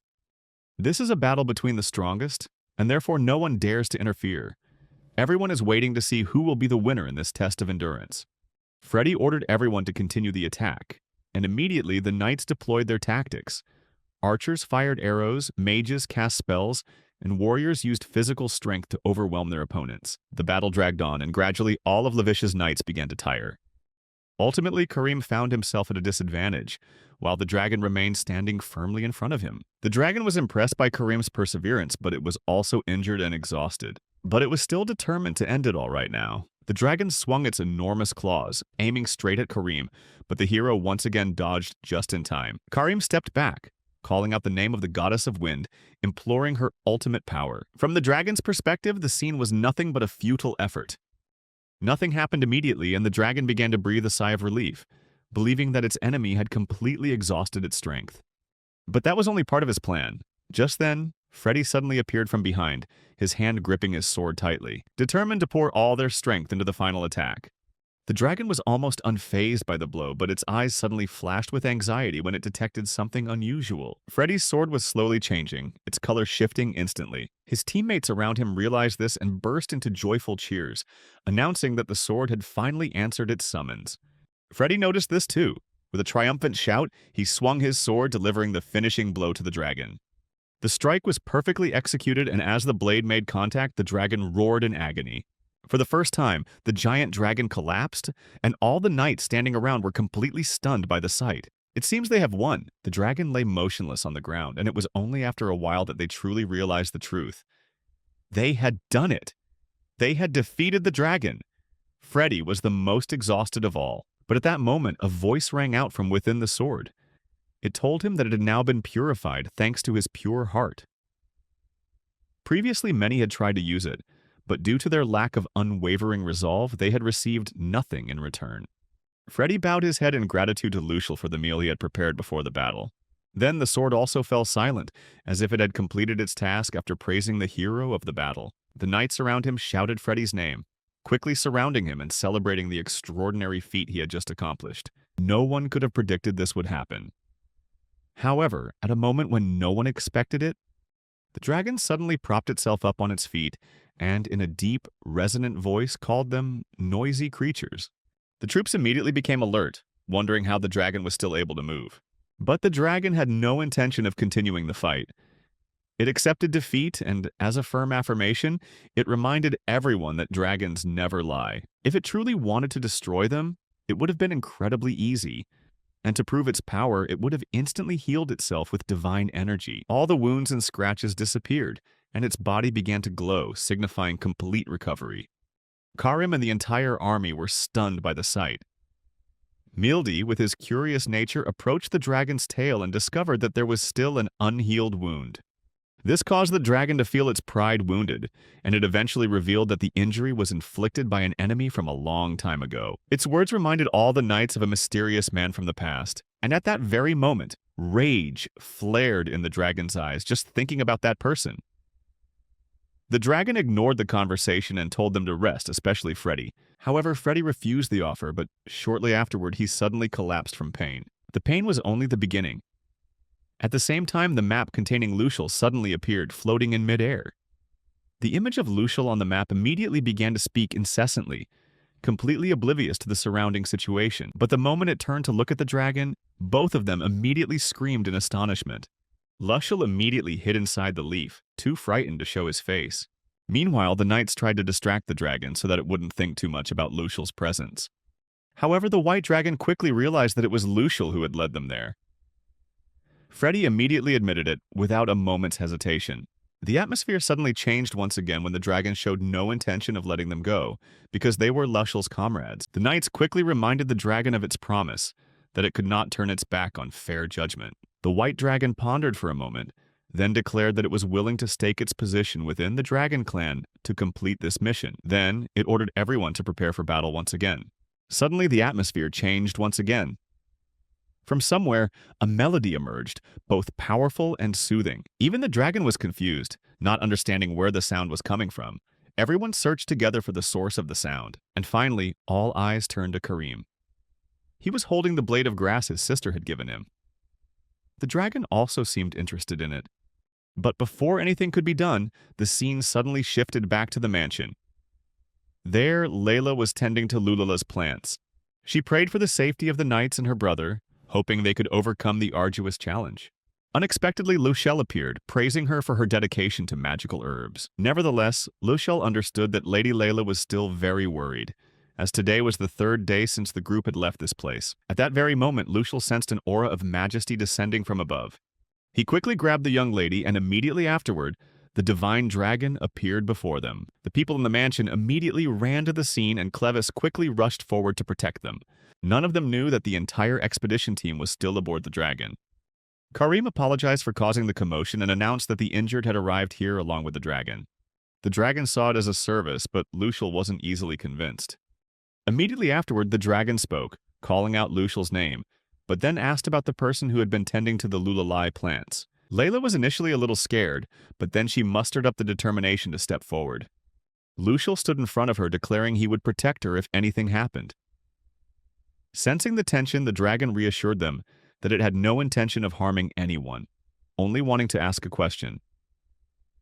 It asked Layla about how she had been taking care of the Lulala grass. Layla replied that she uses soil from the well, dries it in the sun, and replaces the soil once a year. Additionally, she heard that singing could help plants grow well, so she sang to them 2 to 3 times a day in the cellar. The dragon continued to ask, "Why did you put in so much effort?" Layla replied that she wanted to fulfill her wish with the leaf, that everyone would return safely after the ordeal, and that her mother's curse would be broken. Everyone present listened to her heartfelt confession with open hearts. Ultimately, the dragon shattered her mistaken belief that Lulala grass possessed the power to bestow blessings. In fact, this type of grass only reacts to the emotions that humans project onto it. Therefore, when the leaf unfolded, the dragon sensed the absolute sincerity in her prayer. And because dragons always cherish pure emotions, it was moved by the innocent will of the little girl. The dragon declared before everyone that, in order to fulfill the little girl's wish, he would break her mother's curse. It was a divine spell, and that's why the Lulala plants began to bloom. Finally, the blades of grass burst open completely, emitting a light so brilliant it blinded the vision of everyone present. The beam of light shot straight up into the sky, and in that instant, the dragon summoned its power, commanding the curse to begin to be lifted. The light changed trajectory, then shot straight into Sophie's heart. She was about to collapse, but Clavis caught her just in time. Everyone was panicking and worried about her condition. But then, Sophie suddenly realized something. She unexpectedly announced that the pain in her chest had completely disappeared. This is the most conclusive evidence proving that the dragon curse has finally been broken. In front of everyone, the couple embraced each other in overwhelming joy. Layla rushed to her parents, tears of happiness streaming down her cheeks. Karim and the others also stepped forward and knelt down with the knights to offer their congratulations. However, Clavis didn't like the formality, and at that moment, Sophie called Karim over. The whole family hugged each other tightly, savoring the happiest moment of their lives. The sight caught Luciel's eye, causing him to smile with satisfaction. Then he turned to the dragon, expressing his gratitude for bestowing this joy. But the dragon immediately refused to accept thanks from the one who had taken its tail. Hearing this, Clavis decided to step in and resolve the issue between Luciel and the dragon. However, the dragon flatly refused. Clavis persisted, trying to persuade it further. Karim also voiced his support, and other family members wholeheartedly advised him against it. Luciel began to feel confused by everyone's insistence. Finally, the dragon showed lenience, asking them to directly ask Luciel what had happened. Without hesitation, Clavis turned to Luciel. Luciel recounted that it all began about 100 years ago. Back then, he was sitting with the dragon, enjoying a sumptuous meal. Alma was also present at the time. And then, when asked about the food on the table, after a long hesitation, they confessed that it was indeed dragon meat they had intended to serve him. Hearing this, the dragon laughed, then excitedly asked to taste it. Even though it knew it was extremely strange, it was still willing to eat it. It even behaved like a child, eagerly demanding to be served this special dish. Alma witnessed this and jokingly called it a baby dragon. The next step was to find a dragon to use as an ingredient for the feast. Unexpectedly, the white dragon offered to take its flesh, so Luciel decided to cut off a portion of its tail. He accomplished the task, then used his sword to strike down, severing a piece of flesh from the dragon's tail. The blow sent the dragon's entire body trembling with icy cold. At this point, it started behaving like a child again, but this time it was out of extreme pain. Lucial tried to comfort it, but the tail regenerated itself shortly afterward. Then the dragon told Lucial to continue preparing the meal. That time he decided to make a steak, grilling it directly on a hot stone. Initially, the dragon stood at a distance, drooling with desire, but Lucial resolutely refused to feed it immediately. It waited a few more seconds, but eventually it could no longer be patient, so it used its claws to snatch the steak from the hot rock. The steak was too hot for the dragon, causing it to instinctively toss the meat into the air. It gave no thought whatsoever to the consequences if the piece of meat fell to the ground. And as expected, the steak fell, leaving all three of them stunned. But the one most heartbroken was the dragon, who was about to burst into tears because its favorite food had fallen and been lost. Lucial quickly rushed over, picked up the steak, and emphatically declared that he had picked it up within 3 seconds, so it was still edible. The situation was incredibly childish, but all three pretended nothing had happened. The atmosphere temporarily calmed down, but then everything changed completely. The dragon was so enraged with Lucial because of that, and without hesitation, it unleashed a blast of dragon breath. That's how the story ends, and ever since the white dragon has remained angry with Lucial because of this. Those who heard the story were shocked, as it was utterly absurd. Yet, the two started arguing right in front of everyone. Freddy stepped forward, apologizing on behalf of the group for the incident from years ago. Meanwhile, family members discussed the dragon's mental state, as no one could believe it had been angry for so long. Finally, Clavis understood the situation, summoned the dragon, and personally offered it a special meal to atone for its mistake. Kareem immediately stopped Lucial from saying anything more. The dragon appeared indifferent, but in reality it was drooling with desire. Clavis didn't press the matter further, simply turned and walked away calmly, saying he would hold a party to reward those who had fought so hard. At this point, Lucial was in charge of the cooking, and the head chef was ready to set up a small kitchen right there. Preparations were being made in a hurry, while others gathered to watch how the master chef would perform. Lucial tied a bandana around himself and pulled a huge chunk of meat from his bag. He revealed that it was the meat of mountain oaks, the most ferocious and extremely dangerous animal species. Even more remarkably, this piece of meat has been preserved for 50 years. This has led many to worry whether it is still edible. To dispel any doubts, Lucial told Freddy to touch the meat to check its purity. And as soon as Freddy touched it, he felt its perfect tenderness. This demonstrates that oak's meat naturally softens over time. In short, the longer oak's meat is aged, the more its texture and flavor are enhanced. The next question arises, is the outer layer of mold safe? Lucial quickly addressed the question by cutting the piece of meat in half and showing everyone that the inside was perfectly clean. This reassured everyone. Some people came forward to ask more questions about the origin of the meat, and Lucial revealed that it was originally as big as a whole mountain. He only cut a small portion of it. Finally, the introduction to the meat was complete, and everyone was eagerly anticipating the dish. But once again, the dragon refused, even though its mouth was watering with desire. The cooking process began, and as before, Lucial continued to grill the meat on the hot stone. The aroma of the meat was subtle yet alluring, making everyone's mouth water. To make it even more appealing, Lucial arranged the food exquisitely on a rock. And finally, the aged mountain oak meat is ready. The dining table was neatly prepared, and everyone was invited to eat before the food got cold. Clevis decided to be the first to try. His knife easily glided through the piece of meat. It proved to be perfectly tender, just as expected. The moment Clevis took his first bite, everyone held their breath, waiting for his reaction. Clevis felt like he'd entered paradise with just the first bite. The exquisite taste of the meat was so captivating that he couldn't help but praise it, and those words were enough to make everyone anticipate more. Immediately after finishing his meal, he noticed others waiting to try the first bite. Realizing he had been too hasty, Clavis quickly apologized and invited everyone to enjoy the delicious dish. As expected, just one bite is enough to let everyone appreciate the tenderness and rich flavor of the meat. They briefly praised the food, but then realized that Freddy hadn't eaten a single bite. Freddy seemed anxious, not because of the food, but because the other knights were still up in the mountains waiting to return. This prevented him from enjoying the meal as comfortably as the others. Noticing this, Clavis quickly stepped in to reprimand Freddy, telling him to enjoy the meal instead of worrying so much.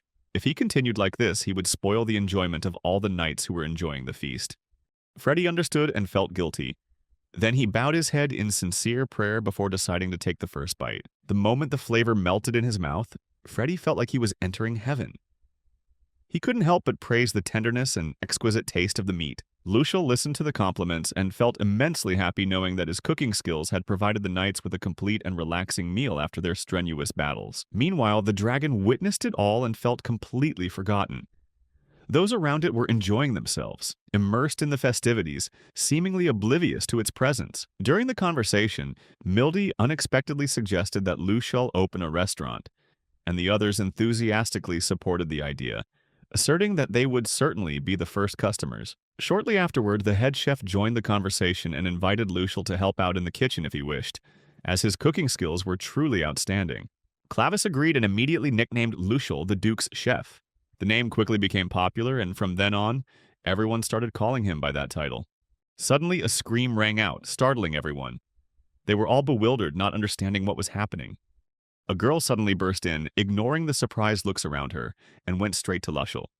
She was not happy with the title, the Duke's chef.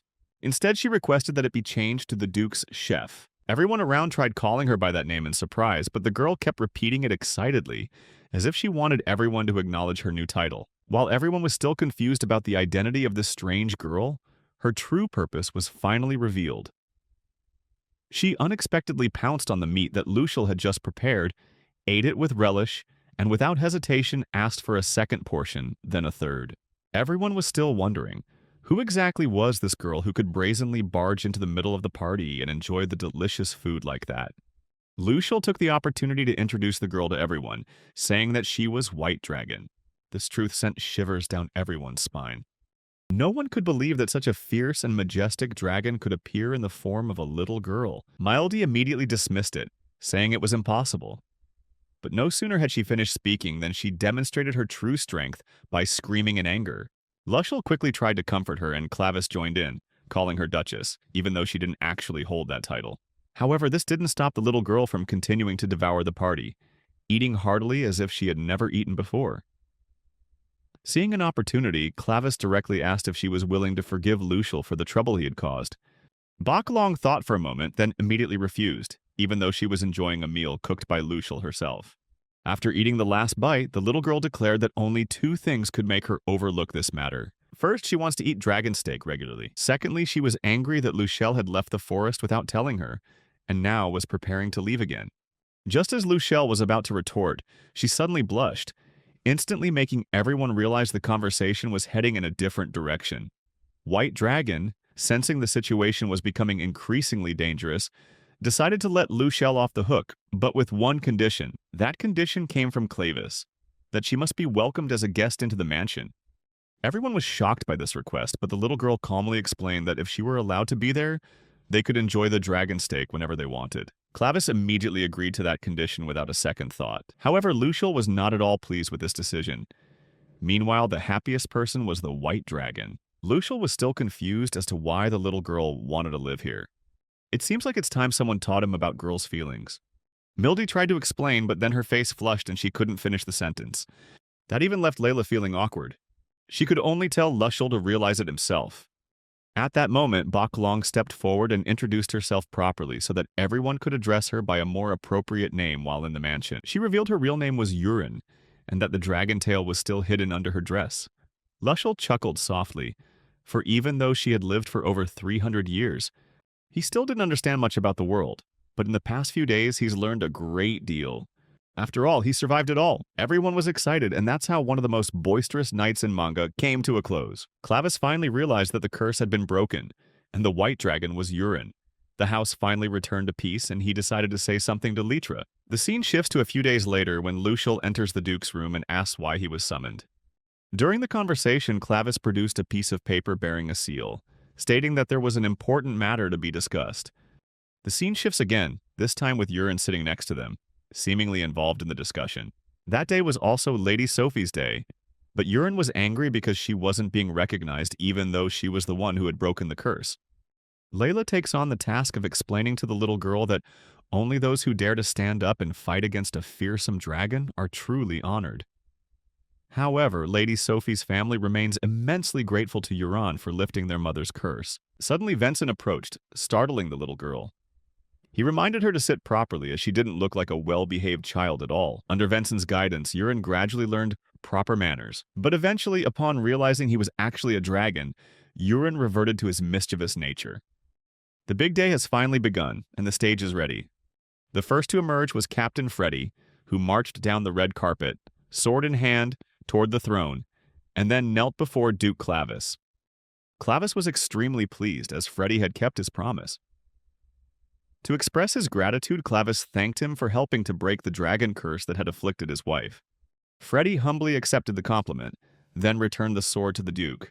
However, Clavis unexpectedly noticed that the sword had changed its appearance, and he pretended to scold Freddie for his poor management. Freddie froze, not knowing how to respond.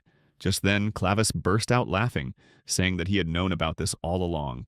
Freddie tried to return the sword again, but Clavis refused. He officially appointed Freddie as the sword's new owner, as a gift to acknowledge his achievements and contributions over the years. Ultimately, Freddie was given back the Lativia family's ancestral sword, the Flame Tan, and was bestowed the title of Knight of the Flames. Everyone present at the ceremony was astonished by the great honor Freddie had just received. Freddie was silent for a moment, then solemnly swore that he would use his life to protect his country. Clavis then draped a cloak over Freddie as a symbol of honor. At that moment, Freddie raised his sword high, shouting with great determination, vowing to bring glory to the Lativia family. Lucial was the happiest person at the ceremony because Freddie was the one who had changed his life, bringing him from the desolate mountains to warm beds and a sheltered home. From the bottom of his heart, he was grateful and sincerely congratulated Freddie on his achievements. Then the ceremony moved on to the next honorary part. Duke Clavis called Lucial's name, asking him to step forward. In the presence of everyone, he solemnly declared that, as the head of the Lavicia family, he had decided to officially adopt Lucial. The entire audience was shocked by this announcement, especially the knights. They couldn't believe what they had just heard and kept asking for confirmation. The scene then shifts back to the past, to that particular day. That day, Clavis informed Lucial that he received approval from the capital to allow him to adopt a child into the Lavicia family. Lucial was taken aback, but then Clavis gently asked him if he wanted to become an adopted son of the Lavicia family. Clavis's true intention was not only to protect him, but also to help him uphold the honor of the Tristan family. Lucial's original family, however, Lucial was most worried that if this news spread outside, it could negatively impact Lavicia's family. Noticing that the boy was putting pressure on himself, Clavis gently reassured him, telling him that bloodlines and parents are gifts, not choices one makes. Moreover, kindness is not bound by blood ties. Those words opened up a whole new world for Lucial. He pondered for a moment, then declared that he truly wanted to stay with everyone in this house. Afterward, he timidly asked if it would be good if they became a real family. Back at the ceremony, Clavis solemnly announced that from now on, the boy's name would be Lucial Grand Lativia. The knights and everyone present erupted in cheers, applauding him wholeheartedly. Lucial flashed a radiant smile, then turned to look at everyone, curious to see how they would thank him. Clavis was slightly displeased by that attitude, so Lucial called him father again, and sincerely thanked him for the respect shown to him. After all, parents always feel warm-hearted when their son calls them that. Immediately afterwards, the head chef urged everyone to quickly begin the feast. Since the real celebration hadn't officially begun yet, Lucial excitedly offered to help out in the kitchen, but the head chef immediately stopped him and disagreed. He sternly stated that the family always ate together, so Lucial should sit down and enjoy the meal with everyone. Layla happily ran up, grabbed Lucial's hand, and immediately led him away to a place they called an incomplete family. Euron was puzzled by this, feeling something was strange. Vincent smiled and gently explained that blood ties weren't the only thing that connected a family. It was mutual understanding and support that truly made it so. Vincent continued to express his wish that Euron would also be a part of this family. Euron was confused by the offer, but as soon as Lucial called out, the little girl ran after her, saying that she would also be a part of this family. In another mansion, a half-human was whispering to someone that the Lavicia family had adopted a child. The listener suddenly froze, seemingly realizing there was something more to it. Then she became visibly interested, saying she would soon go to see the boy. Back at Lativia Manor, Lucial was running down the hallway with a radiant smile. 3 weeks had passed since he began living at Lativia Manor, and now he was gradually getting used to his new life. But today wasn't an ordinary day. Lucial was incredibly excited, because from today onwards, he was allowed to work in the kitchen. As soon as he entered, he greeted everyone with great enthusiasm. Sonyo nodded at him, but didn't forget to remind him beforehand that he wouldn't receive any special treatment here. Lushel's first task of the day was washing dishes. A seemingly simple chore, but it was his first test. The staff members guided Lushel through the process, but didn't forget to act a little condescending, speaking to him in a somewhat arrogant manner. Lushel didn't hold a grudge, accepted the task, and got to work immediately. While busy, Lushel quietly observed the other chefs at work. He quickly realized that the cooking methods here were completely different from those in the mountains. But while he was lost in thought, an employee noticed him staring blankly and immediately scolded him for being absent-minded. Lushel continued his work, then held up a stack of gleaming plates. They shone so brightly under the light that they were more reflective than mirrors. Everyone was stunned and amazed. Lushel calmly explained that he had used the slime from acid slime to clean the stain. However, the staff member was displeased and immediately asked who gave him permission to do that. Although harmless, they still wanted to remind him not to use anything without permission. Even common foods can cause allergies, so he needed to be more careful. This reminder helped Lushel realize his mistake. Another employee also advised him to ask for permission before doing anything. Lushel understood the problem and sincerely apologized for his carelessness. Just then, the head chef walked in, puzzled by the lengthy argument. The staff member summarized the incident, saying that Lushel had used slime to wash dishes. Hearing this, the head chef decided to investigate immediately. He took a plate, cleaned it with acid slime, and then tasted a portion. The head chef stated that this method is safe and can be applied in the kitchen. However, he sternly reminded Lushel that before making any decisions, he needed to consider everyone around him. To become a true chef, he couldn't act rashly. Then the head chef ordered everyone to continue preparing the meal. The scene shifts to the dining table, where Lushel lavishes praise on the chefs. People also started discussing the possibility that slime could become a useful cleaning agent. Lushel completely agreed. Then Lushel and everyone else went to a special location, a swamp full of slime. This trip was arranged by Clavis with the aim of collecting slime as a material. The main goal is to share the slime crystallization technique to increase collection efficiency in the future. Clavis called for Lushel to step forward, but seeing his hesitation, he lightly punched him, leaving him with no other choice. Nevertheless, Lushel calmly introduced the technique to the crowd, asserting that with perseverance, anyone could master it. He acted very cool, then thanked everyone for their cooperation. After that, he looked towards Clavis, expecting to be appreciated. But in the end, I only received a total of 95 points. The mission officially resumes. Lushel ordered the team to spread out, preparing to lure slime out. Mildy has an extremely sensitive sense of smell, so she quickly recognized the foul odor of what they were using. It's pig's blood. This substance attracts slime, and Lushel personally sprinkles it to demonstrate how to do it. However, a question arises. Slime doesn't have a nose, so how do they smell things? Clavis explained that it is the outer layer of slime that is reactive, allowing them to detect scents.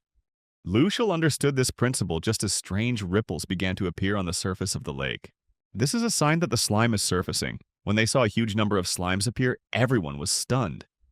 The slimes began to attack, forcing Lushel and the soldiers to retreat. Freddy drew his sword ready to fight, but Lushel stopped him. Then he took matters into his own hands, guiding them on how to capture the slimes. He skillfully peeled away their outer shells, preventing them from dissolving.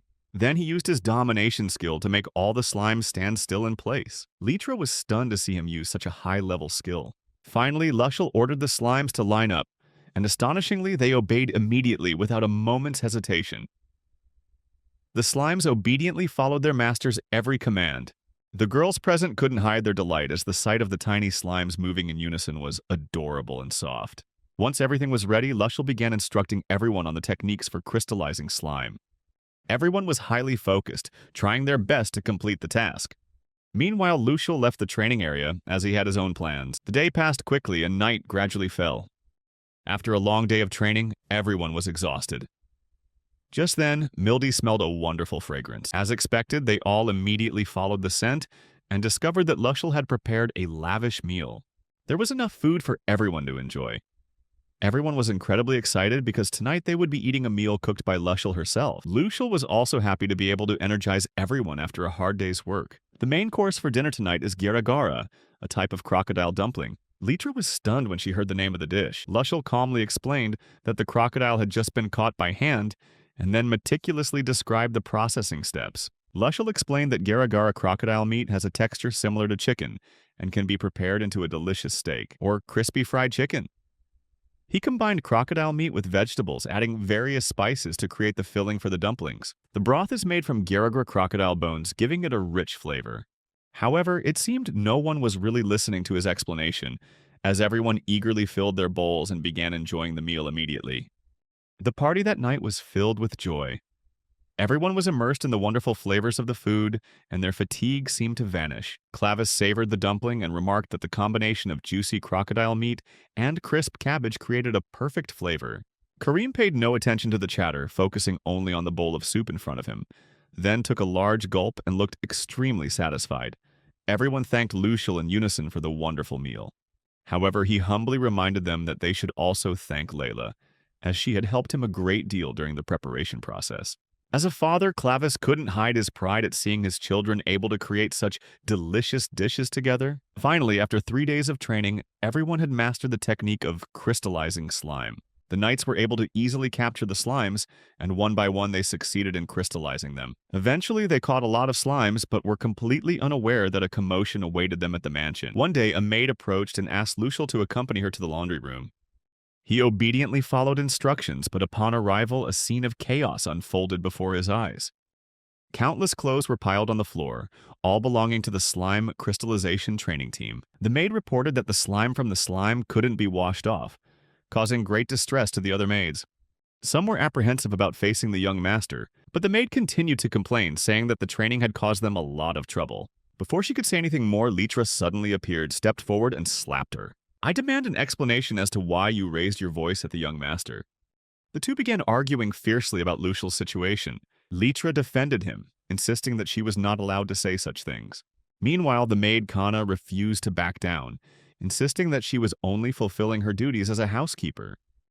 The tense situation continued, but Lucial politely apologized to Kana for the trouble he had caused in an attempt to defuse the situation. He was someone who always had a solution to every problem, so he offered to take care of the pile of clothes. Initially, the maids were skeptical, not believing that he could wash away the slime. Lucial requested a basin of warm water, then added a mysterious solution to it. This piqued everyone's curiosity, leaving them wondering what it was. Once the mixture was completely dissolved, they began soaking the clothes in the basin and gently washing them.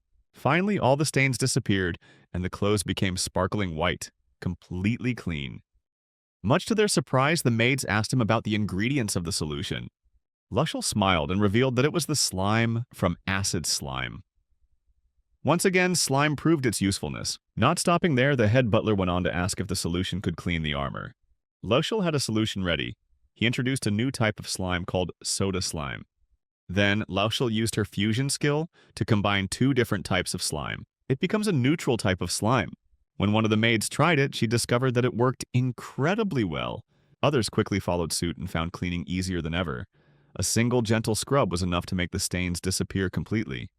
This type of slime can clean everything, much to the delight and joy of the maids as they see their clothes become sparkling white like new. However, when Lucial looked down at their hands, he felt a little uneasy. The maids just laughed and said it was nothing to worry about, as they had been doing this for a long time. The head housekeeper also agreed that this was normal for them, and that as long as they had the trust of their employer, they were happy with their job. Others consider it a stroke of luck, because this job is still much easier than other strenuous jobs. In addition, they were delighted to receive a gift from their young master. Lucial reassured them that this neutral slime was very good for their hands and could help them avoid injury. However, what saddened him most was that most of the maids here were elderly. He was relegated to working behind the scenes simply because of his age. As he turned his back, a shocking sight unfolded before him. Kana was kneeling and beginning to murmur unbelievable words. Kana couldn't believe that someone cared about their hands and even offered such a helpful cleaning product. Lucial looked confused, repeatedly asking what was happening to her. Suddenly, Kana completely changed, shouting that she couldn't take it anymore. Immediately afterward, she tore off her maid's outfit and flew into the air, and rushed straight towards Lucial, calling him the master of the house. Litra rushed to rescue her master and apologized for Kana's strange behavior. In reality, Kana was a vampire. She explained that although vampires drink blood to survive, they also enjoy delicious food. What puzzled everyone even more was why Kana had suddenly changed her attitude towards Lucial.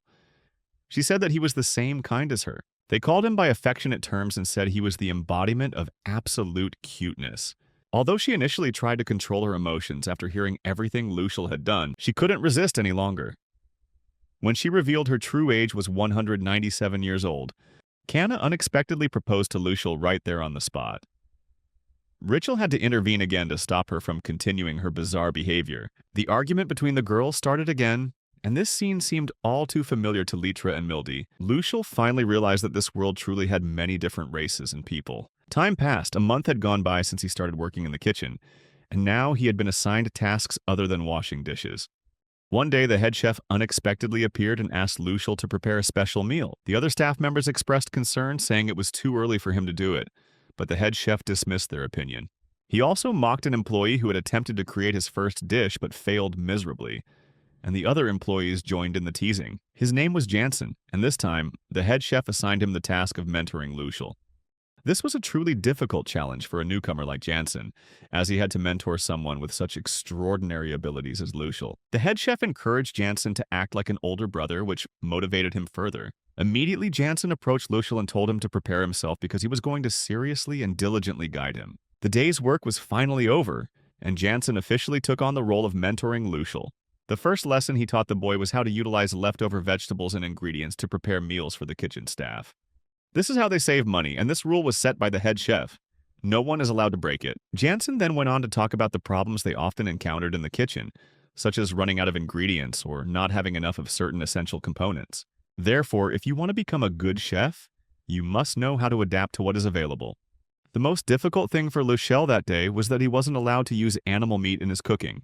He was extremely surprised to learn that his cooking skills would be put to a real test. He was faced with a perplexing question. How could he create a delicious dish using only leftover ingredients?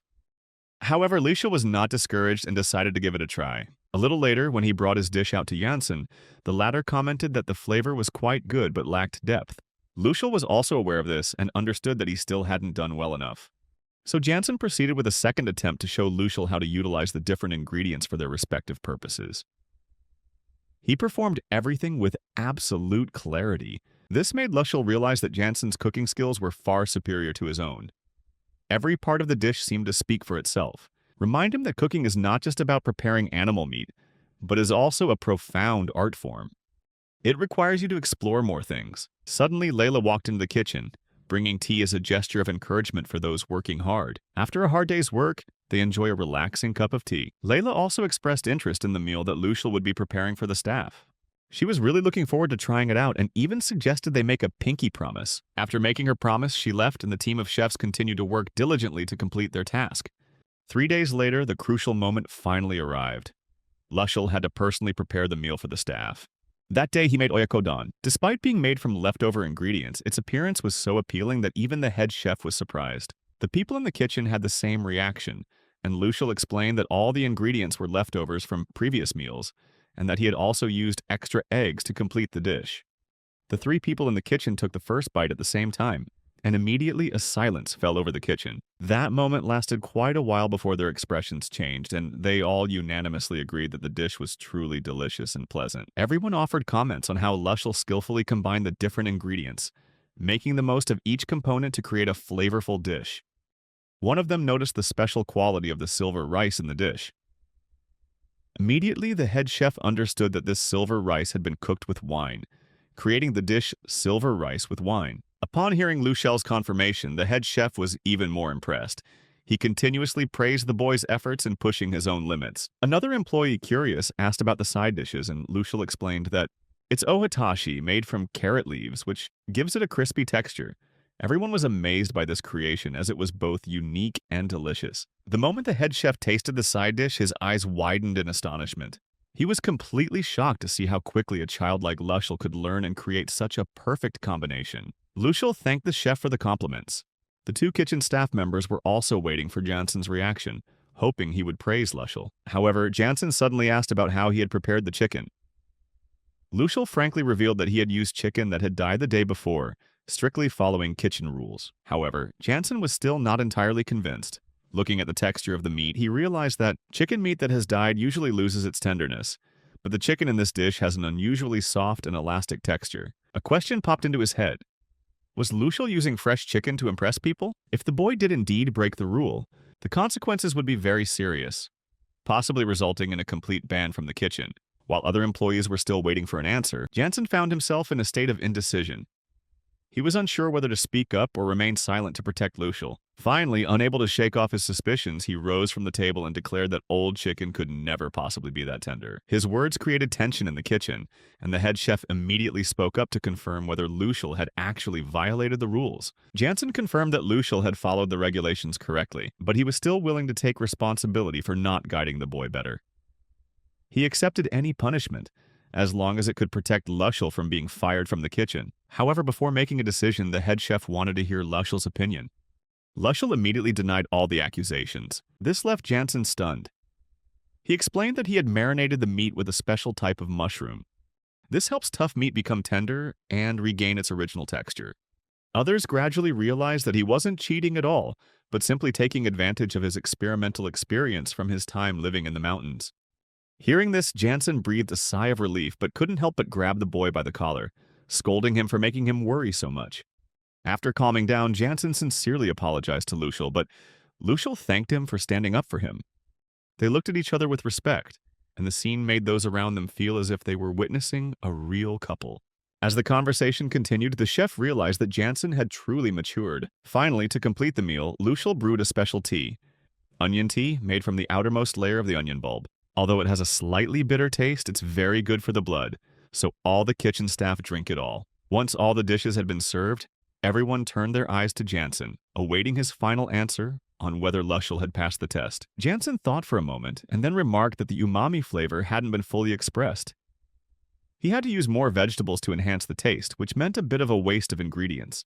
Lucial immediately realized his mistake. Jansen went on to point out some imperfections, and Lucial honestly admitted that he had failed the test. But Jansen soon denied that, stating that the boy had indeed passed but still had areas for improvement. Nevertheless, Jansen praised Lucial's dish and encouraged him to continue practicing. Lucial learned a new lesson.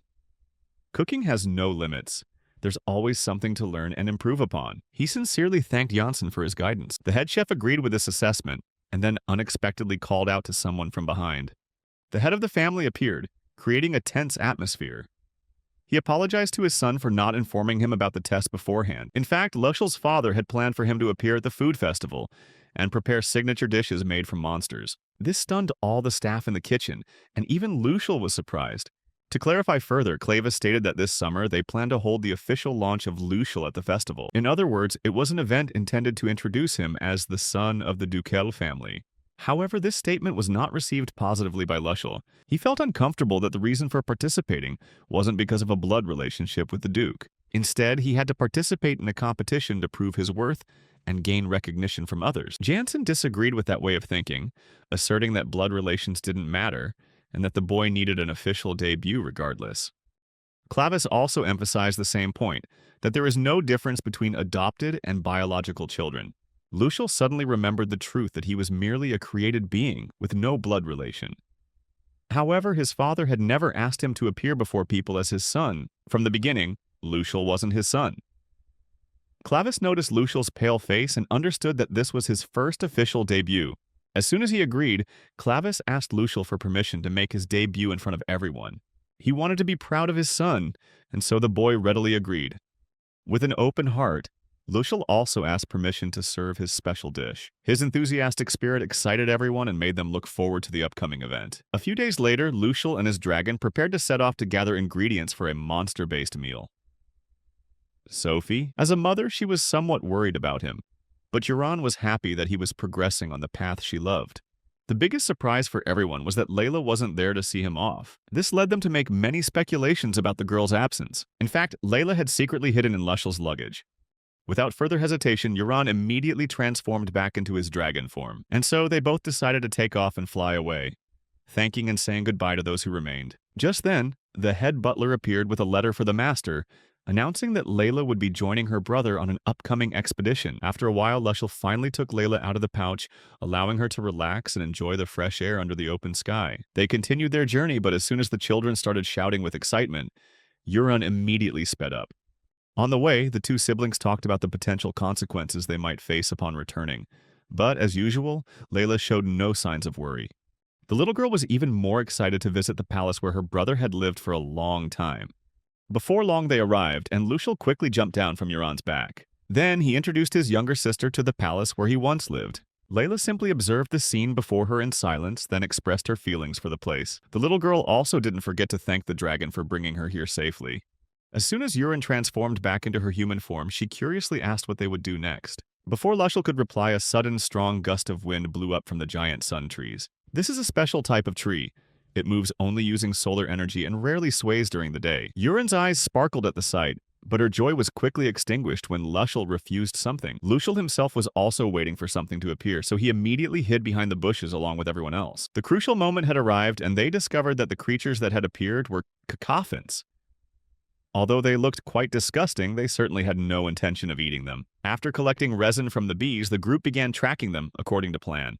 However, before moving, Lucial instructed everyone to put on chameleon skins to avoid being detected. All three quickly donned their camouflage and began following the swarm of bees, holding hands tightly to avoid getting lost. Finally, they found their target of the day, the cacao bee's nest. The two girls still didn't understand why they needed this beehive, but Lucial knew that it was not only valuable but also incredibly delicious.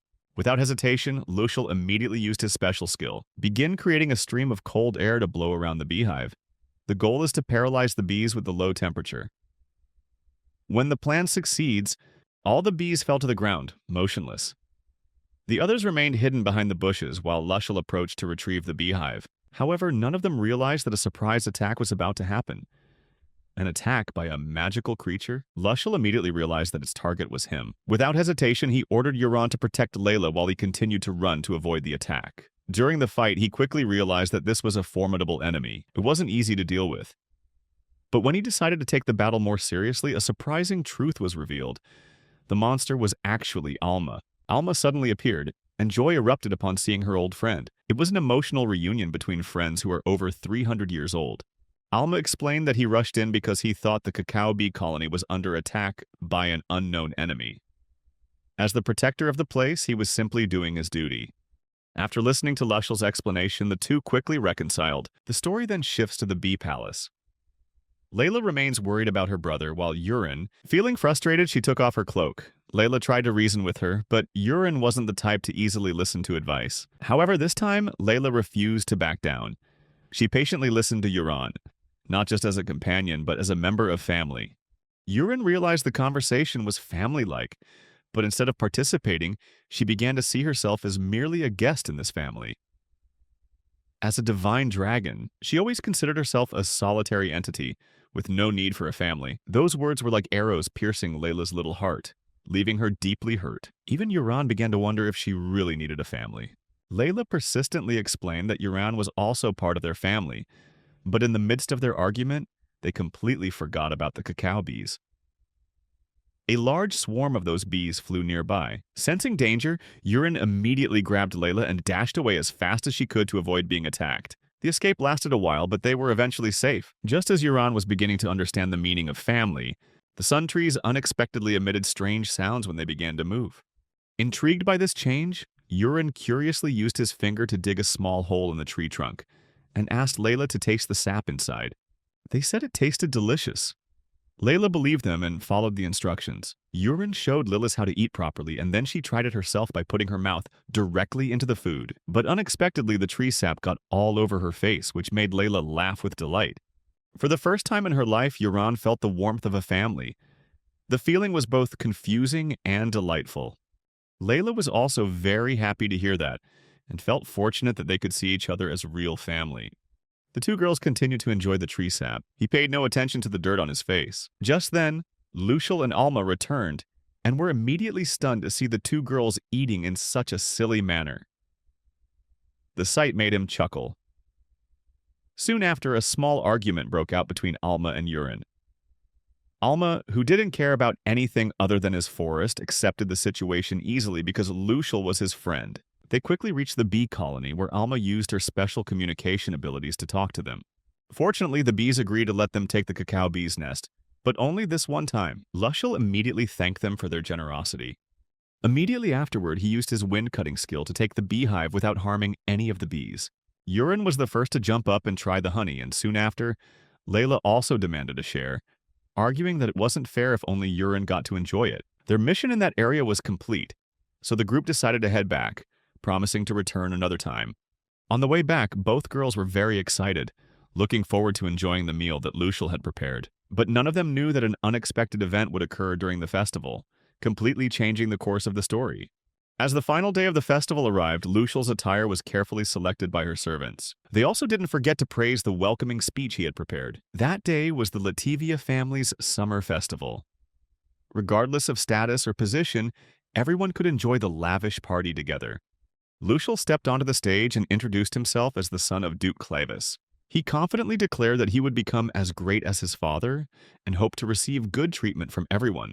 All the guests present, including members of the Greek aristocracy, appreciated the boy's promising demeanor. Taking this opportunity, Lucial's father also stood up to speak, praising his son.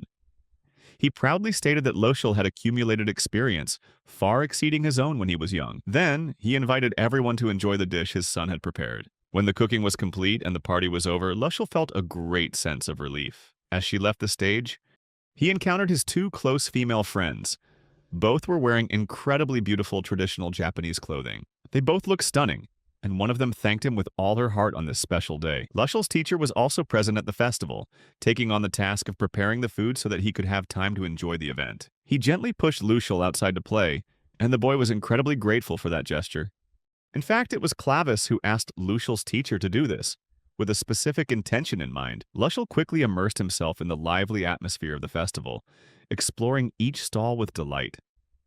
With each step, he discovered more interesting things, savoring the moment to the fullest.